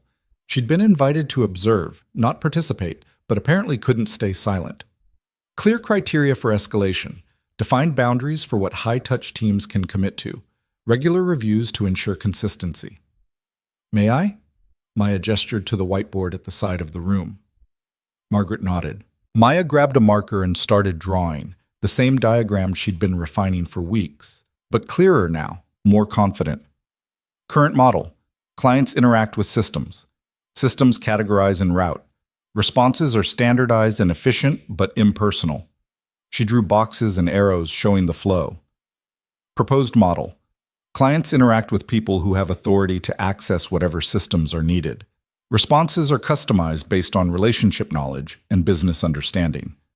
She turned back to the board. The difference is that in the current model, the system is the intelligence. In the proposed model, the people are the intelligence. The system is just a tool they use to deliver solutions. That only works if you hire intelligent people and trust them to make good decisions, Richard said, which requires significant investment in recruitment and training. Yes, Maya agreed. But consider the alternative. Right now, we're hiring smart people and then constraining them with rigid processes that prevent them from using their intelligence. We're essentially paying for expertise and then telling that expertise to follow scripts. She moved to another section of the whiteboard. Sarah has been trying to improve client relationships for 2 years. She has the intelligence, the empathy, the business acumen, but the system won't let her use those skills because they don't fit into predefined service categories. That's not just inefficient, it's demoralizing. It's why our employee engagement scores have dropped alongside our client satisfaction scores. Margaret was taking notes now, her expression thoughtful. You're arguing that the current model fails both clients and employees. Well, I'm arguing that efficiency without flexibility creates systems that work perfectly right up until they don't, Maya said. And then when they fail catastrophically because there's no mechanism for adaptation. She pulled up one final slide, a quote from Dr. Chen's exit interview before they'd renewed. This is what MedTech Solutions said when we asked why they were considering leaving. We don't need a vendor who processes our requests efficiently. We need a partner who understands our mission and helps us succeed at it. Maya set down the marker and faced the board directly. That's what this initiative is about. Not abandoning efficiency, but recognizing that partnership requires more than efficient processing. It requires understanding, and understanding requires investment in relationships, not just systems. The silence that followed felt heavy with evaluation. Maya could see Richard's skepticism, Margaret's interest, Robert's analytical processing. These were people who'd spent careers making calculated decisions based on data and risk assessment. She'd just asked them to invest millions in what essentially came down to trusting that people mattered more than processes. Questions? Ethan asked, breaking the silence. I have one, Richard said, his gaze fixed on Maya. What makes you qualified to redesign our client services model? You have no business degree, no corporate experience, no track record of success in this domain. Why should we trust your judgment over the expertise of people who've been doing this for decades? The question was fair and brutal. Maya could have deflected, could have pointed to the results, could have hidden behind Ethan's authority. Instead, she told the truth. You shouldn't, she said simply. Trust my judgment, I mean. You should trust the data. You should trust that 13 out of 15 at-risk clients renewed because we changed our approach. You should trust that clients like Dr. Chen went from considering leaving to becoming advocates because someone finally listened to what they were actually saying. She paused, choosing her next words carefully. What I bring isn't expertise in corporate strategy or decades of business experience. What I bring is the perspective of someone who's been on the receiving end of systems that filter people out without seeing them. I've been rejected by algorithms. I've been invisible to processes. I've been told I don't matter because I don't fit predefined categories. Maya met Richard's eyes. So when I sit with clients who are frustrated because they feel invisible to our systems, I understand that frustration intimately. And that understanding lets me see solutions that people who've never been invisible might miss. Is that traditional qualification? No. Is it valuable? The results suggest it is. Bold answer, Margaret said, something like approval in her voice. Risky, but honest. Honesty is all I've got, Maya said. I can't pretend to be something I'm not. I can only offer what I actually am and let you decide if that's useful. The board members exchanged looks, some kind of silent communication happening that Maya couldn't interpret. Finally, Margaret spoke. We'll need to deliberate. Ethan, Maya, if you'll excuse us for 30 minutes. Maya gathered her materials with hands that trembled slightly. She'd laid everything out, her analysis, her perspective, her vulnerability. Now it was out of her control. In the hallway, Ethan leaned against the wall, looking simultaneously proud and anxious. That was remarkable. That was terrifying. Maya slumped against the opposite wall. Did I just talk myself out of a job? No. You talked yourself into credibility. He checked his watch. Richard will vote against it. He always resists change, but Margaret seemed genuinely interested, and she usually brings Patricia and Robert with her. If we get majority support, we move forward. And if we don't? Then we prove them wrong and come back with more data in 6 months. Ethan smiled slightly. But I think we're going to win this. They didn't have to wait the full 30 minutes. After 23 minutes that felt like hours, Margaret opened the conference room door. You can come back in. Maya followed Ethan back into the room, trying to read the board members' faces and finding them professionally neutral. They took their seats and waited. Margaret didn't drag it out. We voted to approve the scaled implementation of the relationship-based client services model with the tiered pricing structure Robert proposed. We'll do quarterly reviews to assess progress and adjust resource allocation as needed. Ethan, you'll have the budget authority to hire and structure the teams as you see fit. Maya felt relief crash through her, so intense it was almost painful. However, Margaret continued, and Maya's relief froze. We have concerns about organizational structure and reporting lines. Jennifer Park has been VP of Client Services for 12 years. This new model effectively splits that role. Relationship management under Sarah Lee, operations under Jennifer. We need clarity on how that division of responsibility will work. I've already discussed this with Jennifer, Ethan said. She'll focus on operational efficiency and standardized service delivery for clients who don't require high-touch support. Sarah will lead the relationship-focused teams. Both will report to me directly until we determine the optimal structure. And Ms. Santos? Richard asked, his skepticism still evident. What's her role in this new structure? Maya waited for Ethan to answer, but he looked at her instead, an invitation to define her own position. She took a breath. I see my role as organizational translation. Understanding what clients need, helping internal teams adapt to meet those needs, identifying gaps between what we're delivering and what creates actual value. I don't manage people or control resources. I facilitate understanding. That's consultant work, Richard said, not an employee function.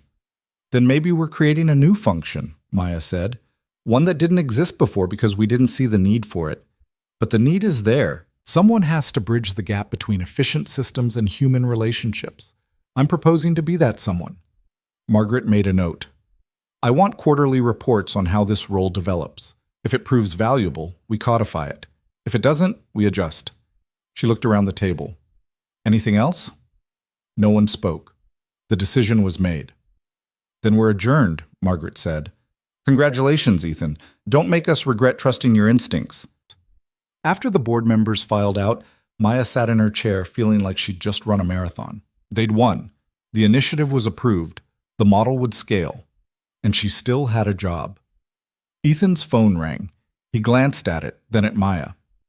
It's Sophie's school. I need to take this. He stepped into the hallway and Maya could see his expression change through the glass wall. concern shifting to something softer. When he came back in, he was smiling. Sophie drew a picture of Mr. Hoppy for art class. The teacher wants to enter it in a district competition. He showed Maya his phone, a child's drawing, more refined than the one he'd shown her weeks ago, showing remarkable perspective for a 7-year-old. She wants me to come and see it. Then go, Maya said. I can handle the afternoon calls. Are you sure? I'm sure. Family first, remember? She smiled. Besides, I need to call Miguel and tell him his sister didn't get fired today. Ethan paused at the door. Thank you for everything you did in there, for being brave enough to be honest. Thank you for giving me the chance to be honest, Maya said. Not everyone would have. After he left, Maya sat alone in the conference room, looking at her presentation still on the screen. 3 weeks ago, she'd been nobody, just another filtered-out applicant, invisible to the systems designed to find talent. Today, she'd convinced a corporate board to invest millions in an approach built on her perspective. It wasn't a fairy tale ending. There would still be doubters, still be people who questioned whether she deserved to be there. The work would still be hard, the hours still long, the pressure still intense. But she'd proven something important. To the board, to herself, maybe to everyone who'd ever been told they didn't belong.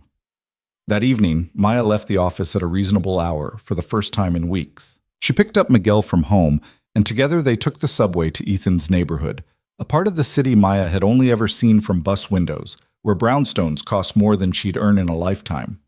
Ethan had texted her his address after she'd offered to help with Sophie.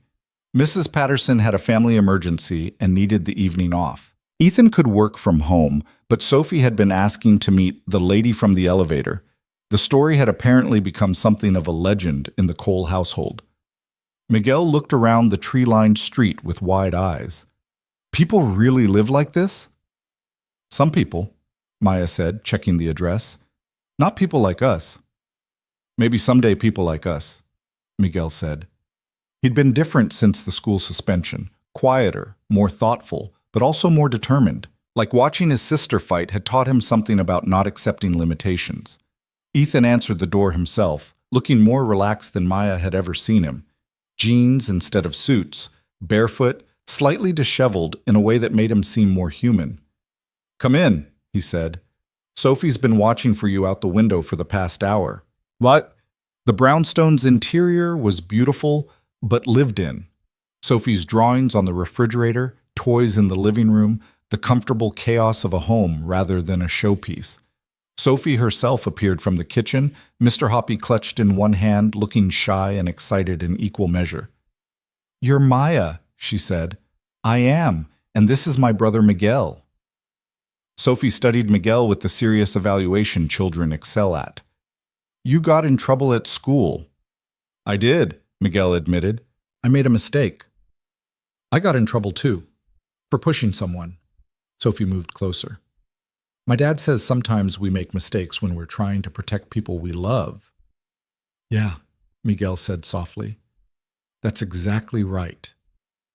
Ethan ordered pizza, not fancy, just regular pizza from the place down the street. They ate in the kitchen while Sophie told them about her drawing, about school, about the rabbit she wanted to adopt, but her dad said they had to wait until summer. Why summer? Maya asked. Because he'll have more time then, Sophie said matter-of-factly. Right now he works too much, but he's getting better. Ethan looked simultaneously proud and embarrassed. I'm trying to get better. After dinner, Miguel helped Sophie with homework while Maya and Ethan cleaned up the kitchen.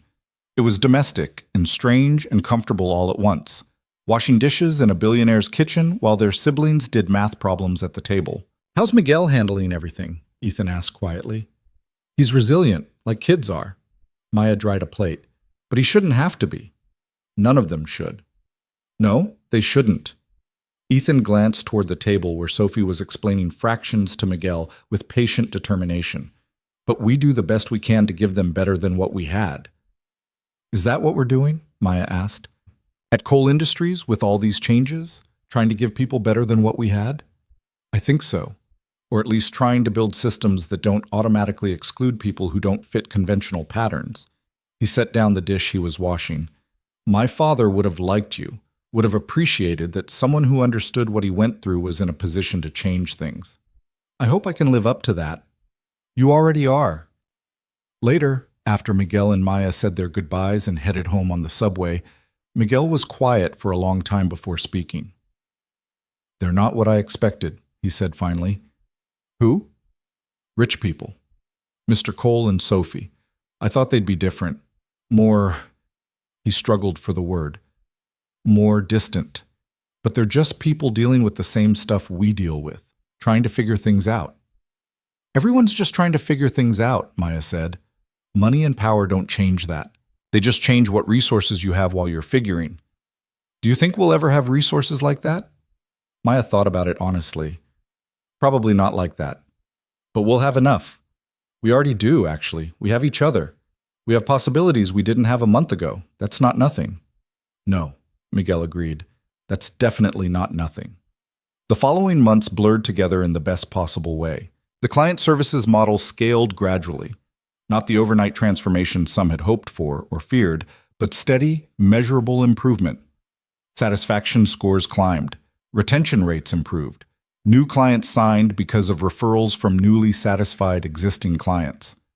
Maya's role evolved organically. She became the person people called when systems failed to account for human complexity, when clients expressed needs that didn't fit service categories, when employees felt constrained by processes that prevented them from being effective. She didn't have a traditional title. Her business card just said Client Success Advocate, which was vague enough to mean everything or nothing. But people learned that when Maya got involved, things got solved. Not always how they'd expected, but in ways that addressed actual problems rather than just checking boxes. Jennifer never became a friend, but they reached a working détente. Jennifer excelled at building efficient systems for clients who needed reliability over relationship. Maya excelled at building relationships for clients who needed to feel seen. Together, they covered the full spectrum of client needs. Sarah became Maya's closest ally, the person who understood the vision and could translate it into operational reality. They worked late nights together, celebrated wins, commiserated over losses, built something that felt more like partnership than hierarchy. And Ethan gradually became something Maya hadn't expected. Not a boss exactly, though he technically was. Not quite a friend, though they'd shared too much for professional distance. Something in between, something undefined. A relationship built on mutual respect and shared purpose. He made it home for dinner most nights now. Attended Sophie's school events. Took Saturdays off to spend with his daughter. The Tecton merger eventually happened. 6 months later than originally planned, on slightly less favorable terms. But it happened. And somehow, the company didn't collapse from his reduced hours. If anything, it thrived. 6 months after that board meeting, Maya stood in front of the executive leadership team presenting quarterly results. Retention rate up 11%. Client lifetime value up 18%. Employee engagement scores climbing steadily. 3 industry awards for customer service excellence. The data suggests, she concluded, that investing in relationships generates measurable return, not just in revenue, but in reputation, referrals, and the kind of customer loyalty that can't be bought. "What's next?" Margaret Stern asked. She'd started attending leadership meetings quarterly, taking a more active interest in the company's evolution. "We're expanding the model internationally," Ethan said, "starting with our European clients, applying the same principles we've proven here. Maya will be spending next month in London helping establish the framework." After the meeting, Maya returned to her office. No longer the small space near Ethan's, but a proper office with her name on the door and windows overlooking the city. She had a team now, 3 people who reported to her, who looked to her for guidance despite her still minimal corporate experience. Her phone buzzed with a text from Miguel. "Got into Columbia early decision, full scholarship."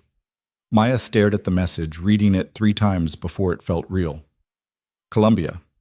Her brother, her brilliant, resilient, remarkable brother, was going to Columbia. She called him immediately. "Are you serious?" "Just got the email." His voice was shaking with excitement. "Full ride, room and board, everything." "Miguel, that's incredible. I'm so proud of you." "I couldn't have done it without you, without everything you sacrificed." "I didn't sacrifice. I invested." Maya felt tears streaming down her face, not sad ones, but the kind that came from overwhelming relief and joy. "And this is the return I was hoping for." That evening, she met Ethan near the elevator bank as they were both leaving. He noticed her expression immediately. "Good news or bad news?" he asked. "Best news. Miguel got into Columbia. Full scholarship." Ethan's face broke into a genuine smile. "That's remarkable. Congratulations." They stepped into the elevator together, the same one that had trapped them 8 months ago. It had been repaired within days of the malfunction, deemed safe and functional. But Maya still felt a flutter of residual anxiety every time the doors closed. "You know what I realized?" Ethan said as they descended. "If this elevator hadn't broken that morning, none of this would have happened. I would have gone to my office, prepared for Tecton, continued building an efficient machine that didn't actually matter to anyone. And I would have interviewed with HR, probably wouldn't have gotten the job, and would still be working retail wondering when things would get better," Maya said. "Do you ever think about that?" Ethan asked. "How much our lives changed because of a mechanical failure?" "Sometimes. But I don't think it was the elevator that changed things. I think it was the conversation we had while we were stuck. The honesty. The willingness to admit that success and struggle aren't as different as they look from the outside." The elevator reached the ground floor and the doors opened. They walked through the lobby together, past the security guard who now knew both their names, out into the evening air. "I'm having dinner with Sophie tonight," Ethan said. "Just us. She wants to make pasta from scratch. Do you and Miguel want to join us?" Maya thought about how strange and wonderful it was that a billionaire CEO was inviting her family to his home for dinner, about how the boundaries between their lives had blurred into something that defied easy categorization. "We'd love to," she said. They parted ways at the corner, Ethan heading toward the parking garage, Maya toward the subway.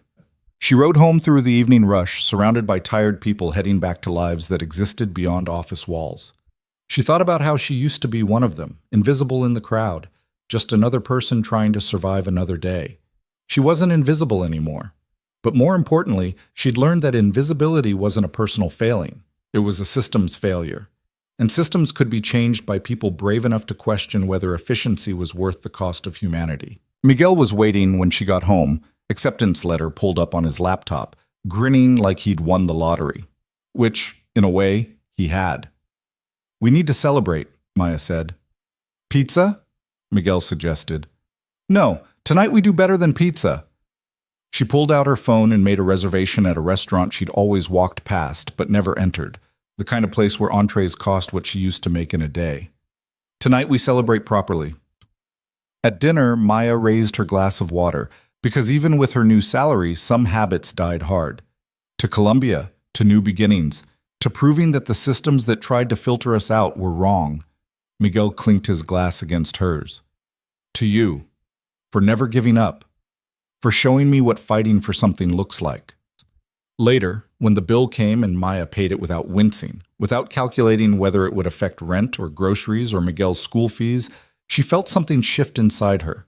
Not forgetting where she'd come from, but finally believing that where she was going might actually be achievable. 2 months later, Maya stood in Ethan's office reviewing international expansion plans when Miranda knocked urgently on the door. "Mr. Cole, there's someone here to see you. She says it's important." Ethan frowned. "I don't have any appointments scheduled." "She says she's your ex-wife." The air in the room changed instantly. Maya saw Ethan's expression go carefully neutral, the kind of blank professional face he wore when dealing with hostile board members. "I'll give you privacy," Maya said, gathering her materials. "No, stay." Ethan's voice was firm. "This won't take long." The woman who entered was beautiful in the way magazine covers were beautiful. Polished, perfect, expensively maintained. She looked at Ethan with an expression Maya couldn't quite read, then at Maya with obvious assessment. "Rachel," Ethan said, "what are you doing here?" "I wanted to see you, to see Sophie." Rachel's voice carried practiced warmth. "I've been doing some thinking, and I realized I made a mistake. Walking away from my family. From us." "There is no us," Ethan said. "There hasn't been for 18 months. There could be." Rachel moved closer. "I know I hurt Sophie, but I'm different now. I've worked on myself, understood what I was running from, and I want to come home." Maya felt acutely uncomfortable, like she was witnessing something private and painful.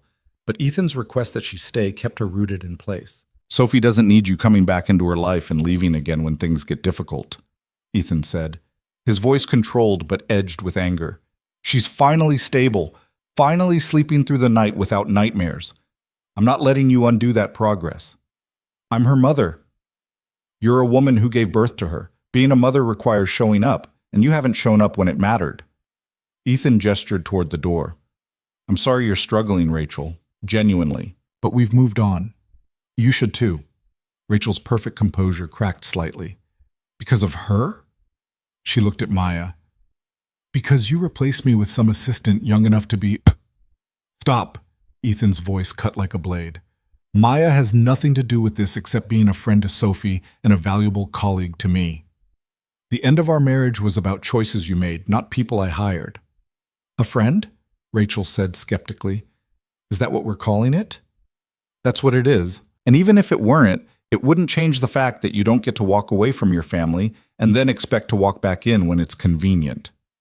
Rachel looked between them, seeing something that made her expression harden. Fine, but I have legal rights. I want to see my daughter. Then have your lawyer contact mine and we'll arrange supervised visitation. Ethan moved to the door, opening it. But showing up here unannounced and making demands isn't how this works. After Rachel left, Ethan slumped into his chair, looking more exhausted than Maya had seen him since that first day in the elevator. I'm sorry you had to witness that, he said. Don't be. Are you okay? I don't know.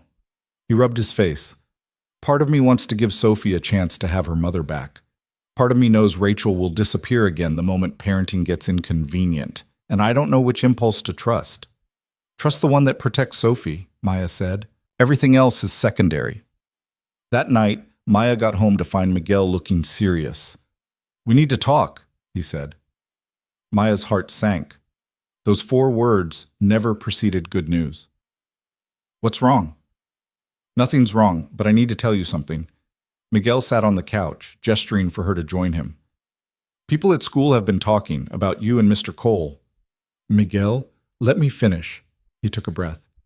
They're saying you're together, that you're dating or whatever. And I know it's not true because I've seen how you two are around each other. It's not like that, but what? But maybe it should be. Miguel said it quietly. Like, he's good to you. He respects you. He shows up for the people he cares about. And you light up differently when you talk about work, about ideas you've been discussing with him. That's not nothing. Miguel, it's complicated. There's a power dynamic, professional boundaries, 1,000 reasons why you're talking yourself out of something that might actually make you happy. Miguel looked at her with eyes that were too old for his age. You spent 3 years sacrificing everything for me. Maybe it's time to let yourself have something for you. Maya thought about it, really thought about it. About Ethan, about the partnership they'd built, about how the lines between professional and personal had blurred into something neither of them had names for. I don't know if he feels that way, she said finally. Maybe you should find out.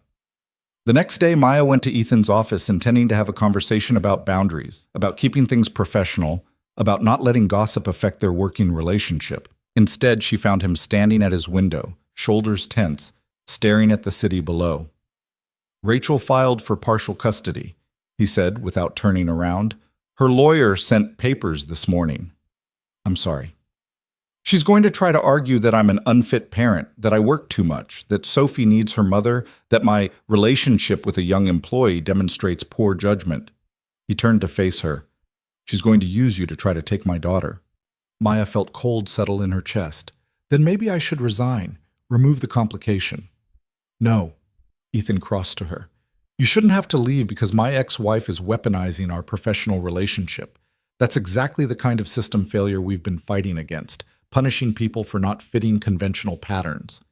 Ethan, if this costs you Sophie, it won't, because we'll fight it honestly. We'll show that our relationship, whatever it is, has been professional and appropriate. That you've been a positive influence in Sophie's life, not a negative one. That the only person making poor choices here is Rachel. Whatever it is, Maya repeated his words. Do you know what it is? He was quiet for a moment. I know it started as a professional relationship.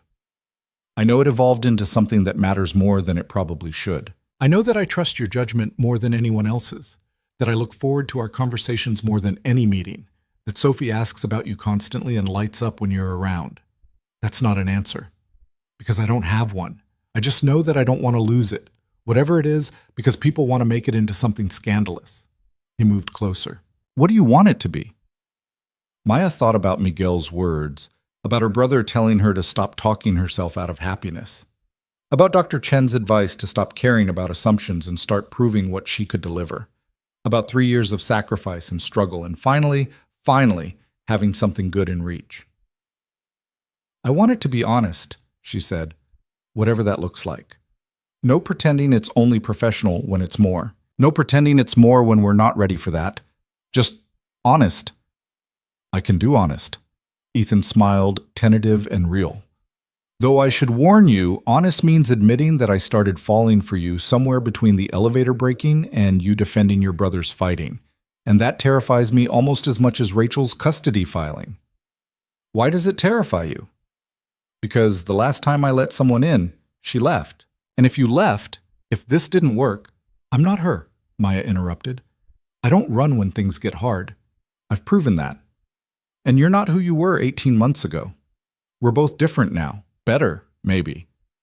They stood in his office, the city sprawling below them, two people who'd been broken by different circumstances trying to figure out if broken pieces could fit together into something whole.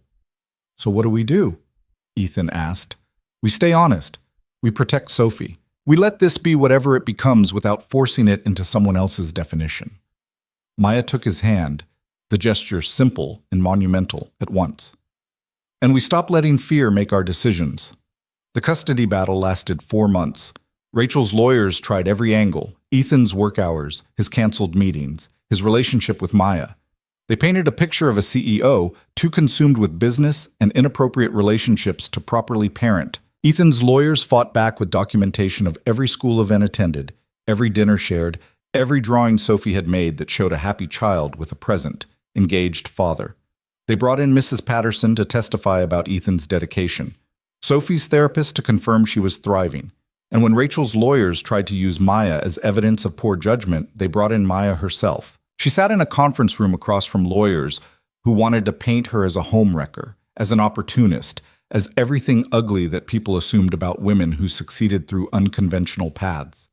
Ms. Wattel, Santos, Rachel's lead attorney began, how would you characterize your relationship with Mr. Cole? Professional, Maya said. Collaborative, based on mutual respect and shared goals. And you expect us to believe there's nothing personal about a relationship where the CEO personally hired you, elevated you beyond your qualifications, and spends significant time with you outside office hours? I expect you to believe what's true. Ethan hired me because he saw potential that traditional hiring systems had missed.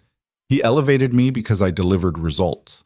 And we spend time together outside work because we've become friends who support each other's families. Maya met the lawyer's eyes. If a male employee received mentorship and professional support from a female CEO, would you question it this intensely, or are you only skeptical because conventional narratives say women can't earn opportunities through competence? We're questioning judgment. You're questioning whether I slept my way to success because you can't imagine a woman like me succeeding any other way. Maya's voice was level but firm. But the reality is, I'm good at my job. I've generated measurable value for Cole Industries. And my relationship with Ethan, professional or otherwise, has made both of us better at supporting the people who depend on us, including Sophie. You've met Mr. Cole's daughter? Multiple times. She's a remarkable kid dealing with abandonment trauma from her mother's departure. I've tried to be a positive presence in her life because that's what decent people do when they see a child struggling. So you see yourself as a mother figure? I see myself as a friend, an adult who shows up and cares, which is apparently more than Sophie's actual mother has managed. Rachel's lawyer tried several more approaches, but Maya didn't give ground. She told the truth plainly and refused to be ashamed of it. In the end, the judge awarded Ethan primary custody with Rachel receiving supervised visitation 2 weekends a month. The ruling noted that Rachel had voluntarily abandoned her parental responsibilities and had failed to demonstrate genuine commitment to Sophie's well-being. The day the ruling came through, Ethan called Maya from his lawyer's office. We won, he said, his voice thick with relief. Full custody. She can see Sophie, but supervised, and only if Sophie wants to. How are you feeling? Like I can finally breathe? Like maybe things are actually going to be okay? That evening, they celebrated at Ethan's house. Just Ethan, Sophie, Maya, and Miguel. Sophie had drawn a picture of the four of them, rough and childlike, but somehow capturing something real about how they'd become this strange, assembled family. We're not a normal family, Sophie observed, studying her drawing. But I like us anyway. Normal is overrated, Miguel said. Weird families are way more interesting. Months continued to pass, blurring into a life that Maya sometimes had to remind herself was real. Coal Industries kept growing, kept improving, kept proving that investing in people generated returns that pure efficiency never could. Maya's role expanded to include speaking at conferences, publishing articles about relationship-based client services, being interviewed by business magazines about innovation in corporate culture. The whispers about how she got her position never completely stopped, but they mattered less as the results spoke louder, as clients specifically requested her involvement, as other companies tried to recruit her away with offers that Ethan kept matching. She and Ethan never defined exactly what their relationship was. It was professional partnership and personal friendship, and something more complex than either label captured. They were careful around the office, conscious of perception. But outside work, they built something real. Dinners with Sophie and Miguel, weekend trips, conversations that went deeper than business strategy. Is this working? Ethan asked one night after the kids had gone to bed. They were sitting on his couch, the city lights visible through his windows, comfortable in a way that came from months of showing up for each other. Define working, Maya said. Define what we're doing. He smiled slightly. We've been deliberately vague for almost a year. Maybe it's time to figure out what this actually is. Maya thought about it. I think it's two people who are broken in different ways learning that broken doesn't mean worthless.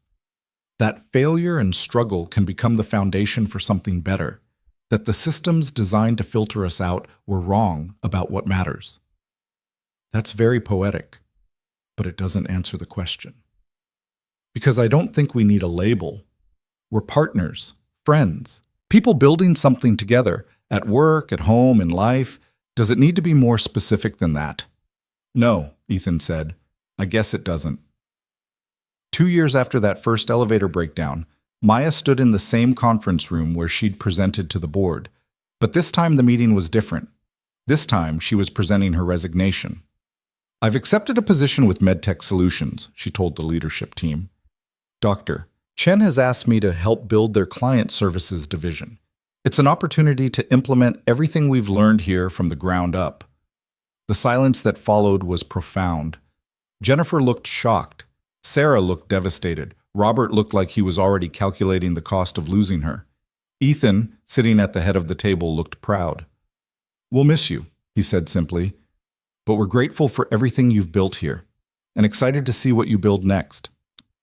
After the meeting, Sarah pulled Maya aside. I thought you'd stay. I thought you and Ethan and I are fine. This isn't about leaving him. It's about not staying somewhere because of him.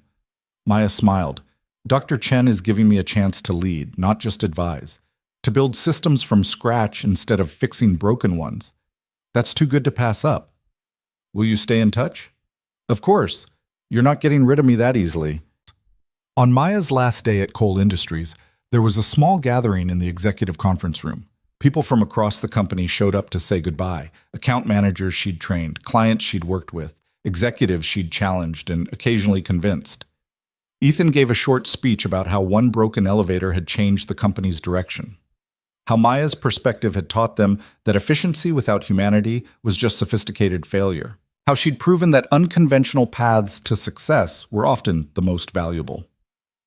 I hired Maya because I saw potential, Ethan said, but she exceeded every expectation I had. She didn't just improve our client services. She changed how we think about people, all people. The ones we serve and the ones we employ. That legacy will last long after she's gone. Maya stood to say goodbye, looking around at faces that had been skeptical, then accepting, then supportive. When I started here, I thought success meant proving I belonged. But what I learned is that belonging isn't something you prove. It's something you build together, and you all helped me build it. Thank you." She handed in her badge, packed up her office, walked through the lobby one last time as an employee of Cole Industries. Miguel was waiting outside, now a confident college sophomore majoring in political science with plans for law school. "How does it feel?" he asked. "Terrifying." "Exciting, right." Maya looked back at the building. "I built something there, proved something. Now I get to do it again somewhere else. And Mr. Cole is happy for me, proud, and still very much in my life, just not my boss anymore." She smiled, which actually makes things less complicated. That evening, Maya had dinner at Ethan's house one more time as a Cole Industries employee. Tomorrow, she'd be Dr. Chen's VP of Client Experience at MedTech Solutions. But tonight, she was just Maya, sitting around the table with Ethan, Sophie, and Miguel, eating takeout and talking about nothing important. "Are you sad she's leaving?" Sophie asked her father when Maya and Miguel were getting ready to go. "A little," Ethan admitted, "but mostly I'm proud. She's going to do amazing things." "Will she still come over for dinner?" "I hope so." He looked at Maya. "Will you?" "Try keeping me away," Maya said. "You're stuck with me now, just in a different capacity."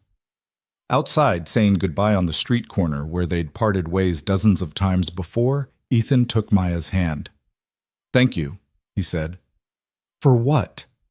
"For being stuck in an elevator with me. For being honest when I needed honesty. For showing me that the machine I built wasn't worth running if it couldn't see people." He paused. "For becoming someone I can't imagine my life without."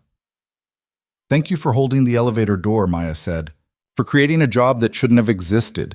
For trusting me before I'd proven I deserved it. For being willing to change. Think we'll look back on this as the biggest mistake we ever made?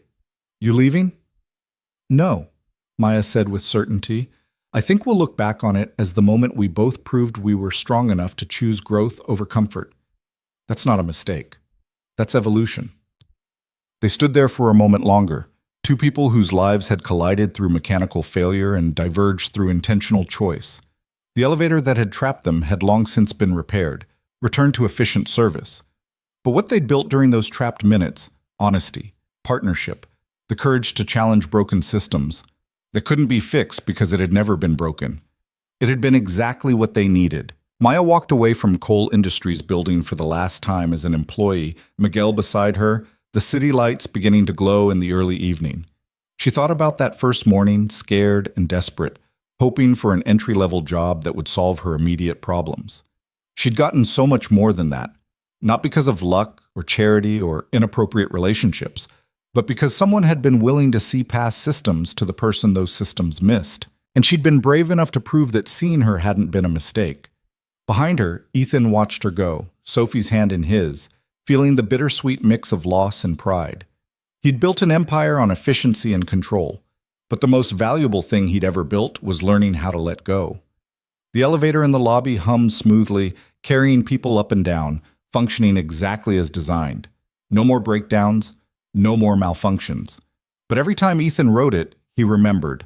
And every time Maya visited, which she did weekly, for dinners and planning sessions, and the slow building of something that had no name but felt like home, she remembered too, that sometimes the best moments in life came from things breaking down, from being forced to stop, to sit with discomfort, to see another person without the filters and facades, from choosing, even when choosing was terrifying, to be honest. The story that began with two strangers trapped between floors didn't end with happy ever after simplicity. It ended with complexity, with growth, with people building lives that honored both who they'd been and who they were becoming. Maya Santos went on to revolutionize client services at 3 more companies, eventually starting her own consulting firm that helped organizations see the people their systems made invisible. She spoke at conferences, wrote books, became the kind of success story that inspired others who'd been filtered out to keep fighting. Ethan Cole ran his company with principles that prioritize people over processes, relationship over efficiency. Cole Industries never became the biggest firm in their sector, but they became the most respected, the one where people wanted to work, the one clients trusted. Sophie grew up knowing that families came in all shapes, that love wasn't about biology or convention, but about showing up. She had her father, who never missed another important moment. She had Maya, who taught her that being underestimated was just an opportunity to surprise people. She had Miguel, who showed her that brilliance didn't require pedigree. And Miguel became the lawyer he'd always been meant to be, advocating for people trapped by systems designed without them in mind, fighting the same fights his sister had fought, but with different tools. Years later, when people asked Maya about her success, how she went from retail to executive to entrepreneur, she didn't tell them about hard work or intelligence or persistence. Though all of those mattered, she told them about an elevator that broke at exactly the right moment, about a conversation that changed two lives, about learning that the most valuable opportunities often came disguised as inconvenience, and about choosing every single day to be brave enough to see past the systems to the people they were designed to serve. The elevator still stood in Coal Industries Tower, still carried thousands of people every day. None of them knew its history. None of them understood that it had been, for 43 minutes on one ordinary morning, the space where something extraordinary began. But Maya knew, and Ethan knew. And sometimes when the world felt overwhelming, when the work seemed impossible, when doubt crept in, they'd remember. That pause between floors, between lives, between who they were and who they'd become. That unexpected moment when everything stopped, and everything finally began.